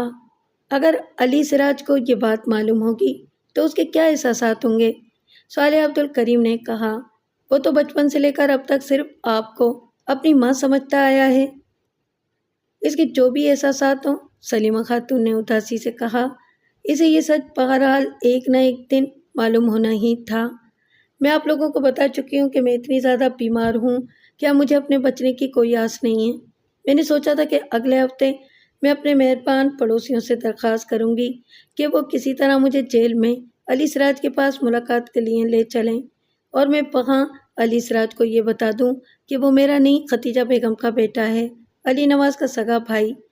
اسے حقیقت تو معلوم ہونی ہی چاہیے، لیکن اب آپ لوگ میرے پاس آ گئے۔ آپ بہت نیک اور اچھی عورت ہیں، آپ میں بڑی انسانی ہمدردی ہے۔ علی سراج کی رہائی تک میرا زندہ رہنا مشکل ہے۔ آپ سکر جیل میں علی سراج سے ملاقات کر لیجیے گا اور اسے اس کی ماں کے بارے میں بتا دیجیے گا اور پھر ختیجہ بیگم کو بھی بتا دیجیے گا کہ علی نواز کے علاوہ علی سراج بھی اس کا بیٹا ہے۔ وہ جب علی سراج کو دیکھے گی تو خود اس کی سمجھ میں ساری بات آ جائے گی۔ علی نواز کی پھانسی کے بعد وہ علی سراج کو اپنے ساتھ رکھ سکے گی۔ ضروری نہیں ہے سلیمہ خاتون کے علی نواز کو پھانسی ہو جائے، صالحہ نے اس سے کہا۔ یہ بھی ہو سکتا ہے کہ اپیل میں اس کی سزا کم ہو جائے یا وہ بری ہو جائے۔ ابھی تو اپیل کی سماعت شروع بھی نہیں ہوئی۔ جو بھی صورت ہو، سلیمہ خاتون نے کہا، ختیجہ بیگم کو بہرحال معلوم ہونا چاہیے کہ اس کا ایک بیٹا اور بھی ہے اور اس کا نام علی سراج ہے۔ صالحہ نے ایک کافی بڑی رقم سلیمہ خاتون کو دی۔ وہ یہ رقم لینے کے لیے کسی طرح تیار نہیں تھی، لیکن صالحہ نے یہ کہہ کر اسے مجبور کیا کہ وہ یہ رقم اپنی جیب سے نہیں دے رہی ہے۔ صالحہ، عبد الکریم اور فساد حسین وہاں سے چلے آئے۔ اب اس صورتحال پر دونوں کو آپس میں مشورہ کرنا تھا۔ ہمیں فی الحال علی سراج کو اس بات کے بارے میں نہیں بتانا ہے کہ وہ سلیمہ خاتون کا نہیں بلکہ ختیجہ بیگم کا بیٹا ہے، صالحہ نے کہا۔ یہ اس کے لیے ایک بہت بڑا جذباتی دھچکا ہوگا اور ابھی ہمیں اسے کہیں زیادہ اہم بات اگلوانی ہے۔ اگلے دن صالحہ عبد الکریم فساد حسین کو ساتھ لے کر سکر جیل میں علی سراج سے ملاقات کرنے گئی۔ پہلے سے طے شدہ انتظامات کے تحت چند پولیس افسران اور ایک مجسٹریٹ بھی ان کے ساتھ تھا۔ جب صالحہ عبد الکریم اور فساد حسین نے جیل میں علی سراج کو دیکھا تو وہ دونوں حیران رہ گئے۔ حقیقت یہ تھی کہ علی سراج ہو بہو علی نواز کی طرح تھا اور جب تک قریب سے اور بہت غور سے نہ دیکھا جائے ان دونوں میں کوئی فرق تلاش کرنا بے حد مشکل تھا۔ علی سراج نے ان لوگوں کو حیرت سے دیکھا۔ وہ ان میں سے کسی کو بھی نہیں جانتا تھا۔ علی سراج، تم نے اپنے باپ علی مراد کو جس ریوالور سے قتل کیا تھا وہ تم نے کہاں چھپایا؟ صالح عبد الکریم نے پہلے ہی ایک حواس گم کر دینے والے سوال کا تیر علی سراج کی طرف پھینکا۔ میں نے اپنے باپ کو قتل نہیں کیا، علی سراج نے بڑی مشکل سے اکلاتے ہوئے کہا۔ ایسے لوگ موجود ہیں علی سراج کہ جنہیں اس بات کا علم ہے کہ علی مراد کے قاتل تم ہو، صالحہ نے کہا۔ تمہارے خلاف سارے ثبوت مل چکے ہیں، بہتر یہی ہے کہ تم خود اپنی زبان سے سچ بول دو، اس صورت میں شاید تمہاری کچھ بہتری ہو جائے، ورنہ تمہارا برا حشر ہوگا۔ علی سراج خاموش ہو گیا۔ وہ کوئی بہت زیادہ چالاک یا ہوشیار لڑکا نہیں تھا۔ صالح عبد الکریم نے اس کی خاموشی کا فوراً فائدہ اٹھایا۔ اپنے باپ کو قتل کرنے سے چند روز پہلے تم اس سے ملنے اس کے گاؤں گئے تھے، صالحہ نے کہا۔ تم نے اپنے باپ سے جائیداد میں حصے کی بات کی، لیکن اس نے تمہیں ڈانٹ کر بھگا دیا۔ تم سخت غصے رنج و الم کے عالم میں وہاں سے چلے آئے اور پھر تم نے چند روز کے بعد اسے قتل کر دیا۔ تمہارا خیال تھا کہ تمہاری جگہ علی نواز پر شبہ کیا جائے گا، کیونکہ تم نے اپنی ماں سے سن رکھا تھا کہ علی نواز بالکل تمہارا ہم شکل ہے۔ تمہیں شاید یہ بات بھی معلوم تھی کہ علی نواز آج کل اپنے باپ سے ناراض ہے۔ نہیں، مجھے یہ بات نہیں معلوم تھی، علی سراج کی زبان سے بے ساختہ نکلا۔ لیکن تمہیں یہ خیال تو ضرور تھا کہ تمہاری جگہ علی نواز پکڑا جائے گا، کیونکہ وہاں کے لوگ تمہیں نہیں جانتے تھے، صالح عبد الکریم نے جلدی سے کہا۔ وہاں مجھے کوئی نہیں جانتا تھا، علی سراج بے سوچے سمجھے بول رہا تھا، اور اسی لیے تم جب بھاگ نکلے تو لوگوں نے تمہارے دھوکے میں علی نواز کو پکڑ لیا، صالحہ نے کہا۔ لیکن جانتے ہو، اب یہ بات ظاہر ہو چکی ہے کہ تم ہی اپنے باپ کے اصل قاتل ہو۔ تمہارے فرار کے راستے اب بند ہو چکے ہیں۔ تم نے اپنے باپ علی مراد کو خود قتل کیا اور اپنے بھائی علی نواز کو پھنسایا۔ میرا کوئی باپ نہیں ہے، میرا کوئی بھائی نہیں ہے، میرا کوئی نہیں ہے سوائے میری ماں کے۔ اچانک علی نواز پر ایک ایذانی سی کیفیت طاری ہو گئی اور وہ پھوٹ پھوٹ کر رونے لگا۔ جو کچھ وہ کہہ رہا تھا وہ ساری باتیں قلم بند کی جا رہی تھیں۔ وہ ریوالور کہاں ہے جس سے تم نے اپنے باپ پر گولی چلائی تھی؟ صالح عبد الکریم نے ایک بار پھر براہ راست انداز میں اپنا سوال دہرایا۔ میں نے حیدرآباد سے سکر واپسی میں اسے ریل کے ایک ڈبے میں چھوڑ دیا تھا، علی سراج نے آہستہ سے کہا۔ مجھے نہیں معلوم کہ اسے کون اٹھا کر لے گیا۔ صالح عبد الکریم نے مجسٹریٹ کی طرف دیکھا۔ مجسٹریٹ نے آہستہ سے گردن ہلائی۔ علی سراج اپنے جرم کا اقرار کر چکا تھا، وہ ایک بہت کمزور آدمی ثابت ہوا تھا۔ میں نے اس کیس کے سلسلے میں اپنی محنت و مشقت کی داستان مختصر سے الفاظ میں سنائی ہے جناب والا، صالحہ نے اپنا بیان جاری رکھتے ہوئے کہا۔ اب میں ان واقعات اور حقائق کے ایک ایک نقطے سے تفصیلی بحث کروں گی، اور یہ ساری بحث قانونی نقطۂ نظر سے ہوگی، لیکن اس تفصیلی گفتگو کے آغاز سے پہلے معزز عدالت کی اجازت سے ملزم علی سراج کو کمرہ عدالت میں بلوانا چاہوں گی۔ جیسا کہ میں نے عرض کیا، ملزم علی سراج ان دنوں سکر جیل میں چوری کے الزام میں سزا کاٹ رہا ہے، اور میں اس معزز عدالت کی ممنون ہوں کہ اس نے میری درخواست پر ملزم علی سراج کو سکر جیل سے یہاں بلانے کے احکامات صادر فرمائے۔ علی سراج باہر موجود ہے، اسے پیش کرنے کی اجازت دی جائے۔ ملزم علی سراج کو پیش کیا جائے، جج صاحب نے کہا۔ خدیجہ بیگم، عزیز اللہ اور ملزم علی نواز تینوں کو ایسے لگ رہا تھا جیسے وہ کوئی خواب دیکھ رہے ہوں۔ صالح عبد الکریم جو کچھ کہہ رہی تھی اسے سن کر جیسے ان کے اعصاب سن ہوئے جا رہے تھے۔ انہیں یہ کوئی قصے کہانیوں یا فلموں والی بات لگ رہی تھی۔ انہیں یقین نہیں آتا تھا کہ ایسا بھی ممکن ہے، اور جب پولیس کے سپاہیوں کی معیت میں علی سراج کو اندر لایا گیا تو کمرہ عدالت میں پیچھے بیٹھے ہوئے لوگ اپنی نشستوں سے کھڑے ہو کر اسے دیکھنے کی کوشش کرنے لگے، اور جج صاحبان کو لوگوں کو پرسکون رہنے کا حکم دینا پڑا۔ علی سراج کو بھی علی نواز کے ساتھ ملزموں کے کٹہرے میں کھڑا کر دیا گیا۔ دونوں بھائی ناقابل یقین انداز میں ایک دوسرے کو دیکھ رہے تھے۔ ان کی نظروں میں گہرا تحیر تھا، دونوں جیسے آئینے میں اپنی اپنی شکلیں دیکھ رہے تھے۔ علی سراج پر نظر پڑتے ہی خدیجہ کی حالت غیر ہو گئی، اس کا سر گھومنے لگا اور ہاتھ پیروں میں سنسنی توڑنے لگی۔ علی نواز اور علی سراج دونوں ایک دوسرے کے برابر کھڑے ہوئے تھے، اور وہ اس وقت صرف ان کے لباس اور حلیے کی فرق کی بنا پر ان کو الگ الگ پہچان سکتی تھی۔ خدیجہ نے پہلی بار علی سراج کو دیکھا تھا۔ اپنے سگے بیٹے کو، جس کے وجود سے وہ اب تک ناواقف تھی۔ ختیجہ کی جذباتی کیفیت عجیب و غریب ہو رہی تھی۔ اسے علی مراد کی دوسری شادی کے بارے میں آج پہلی بار اس وقت معلوم ہوا تھا جب علی مراد خود اس دنیا میں موجود نہیں تھا، اور آج پہلی بار اسے معلوم ہوا تھا کہ آج سے 20 سال پہلے کراچی کے اسپتال میں اس کے جو 2 جڑواں بیٹے پیدا ہوئے تھے، ان میں سے ایک بیٹا مرا نہیں تھا بلکہ زندہ تھا اور اس کے سامنے کھڑا تھا۔ اور سب سے زیادہ اندوناک اور غم انگیز بات یہ تھی کہ یہی بیٹا اس کے شوہر کا قاتل بھی تھا۔ سیشن کورٹ میں صفائی کے وکیلوں کا سارا طرز استدلال ناقص تھا۔ صالح عبد الکریم نے اپنی بات جاری رکھتے ہوئے کہا، وکلائے صفائی نے دراصل خود اس بات کا یقین کر لیا تھا کہ قاتل علی نواز ہی ہے، اور اسی لیے ان کا سارا طریقہ کار کمزور اور بے نتیجہ تھا۔ انہوں نے اس امکان کو یکسر نظر انداز کیا کہ قاتل کوئی دوسرا شخص بھی ہو سکتا ہے۔ میں نے ملزم علی نواز کی ماں اور اس کے بعد خود ملزم علی نواز سے جب گفتگو کی تو میں فوراً ہی اس نتیجے پر پہنچ گئی کہ علی نواز بے قصور ہے اور قاتل کوئی اور شخص ہے۔ لیکن یہ قاتل کوئی ایسا شخص تھا جس کی شکل بالکل علی نواز جیسی تھی۔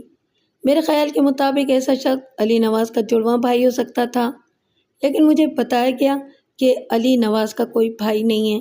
تب میں نے یہ خیال قائم کیا کہ علی نواز کا کوئی نہ کوئی بھائی کہیں موجود ہے جس کے وجود سے دوسرے لوگ لا علم ہیں۔ میں نے اسی خیال کو بنیاد بنا کر اپنی تفتیش کا آغاز کیا اور بالآخر میں کامیاب ہو گئی۔ اب اصل ملزم علی سراج عدالت کے سامنے موجود ہے۔ اگرچہ وہ اقبال جرم کر چکا ہے، تاہم ضروری ہے کہ وہ عدالت کے سامنے بیان دے۔ معزز عدالت اس کا بیان لے سکتی ہے۔ فاضل وکیل استغاثہ اس سے جرا کر سکتے ہیں، اور پھر اگر ضرورت پڑے تو میرا خورشید علی اور مسمات سلیمہ خاتون کو عدالتی گواہوں کی حیثیت سے طلب کیے جانے کی درخواست کروں گی۔ چوتھی پیشی میں مقدمے کا فیصلہ سنا دیا گیا۔ عدالت سے ملزم علی نواز کو باعزت طور پر بری کر دیا گیا تھا۔ اس کے ساتھ پولیس کو ہدایت دی تھی کہ وہ علی مراد کو قتل کے الزام میں ملزم علی سراج کا باقاعدہ چالان عدالت میں پیش کرے۔ علی سراج نے اپنے بیان میں اپنے جرم کا اعتراف کر لیا تھا۔ اس دوران ختیجہ بیگم خود سک کر جا کر سلیمہ خاتون کو اپنے ساتھ لے آئی تھی اور اسے علاج کے لیے حیدرآباد کے ایک بڑے اسپتال میں داخل کر دیا گیا تھا۔ ڈاکٹروں نے یقین دلایا تھا کہ اسپتال میں کچھ عرصے کے علاج کے بعد وہ ٹھیک ہو جائے گی۔ مجھے افسوس ہے ختیجہ بیگم کہ میں آپ کے بیٹے کو قتل کے الزام سے بچا نہ سکی۔ عدالت کے اختتام پر صالحہ نے مسکراتے ہوئے ختیجہ بیگم سے کہا۔ عزیز اللہ اور علی نواز ان کے پاس کھڑے ہوئے تھے۔ یہ آپ کیا کہہ رہی ہیں بیگم صاحب؟ ختیجہ بیگم نے حیرت سے کہا۔ میرا علی نواز تو رہا ہو گیا، لیکن علی سراج بھی تو آپ ہی کا بیٹا ہے، صالح عبد الکریم نے آہستہ سے کہا۔ او ہاں، جی ہاں، ختیجہ بیگم ایک دم افسردہ ہو گئی۔ وہ بھی میرا بیٹا ہے، وہ بھی میرا بیٹا ہے، اور ختیجہ کی آنکھوں میں ایک دم آنسو آ گئے۔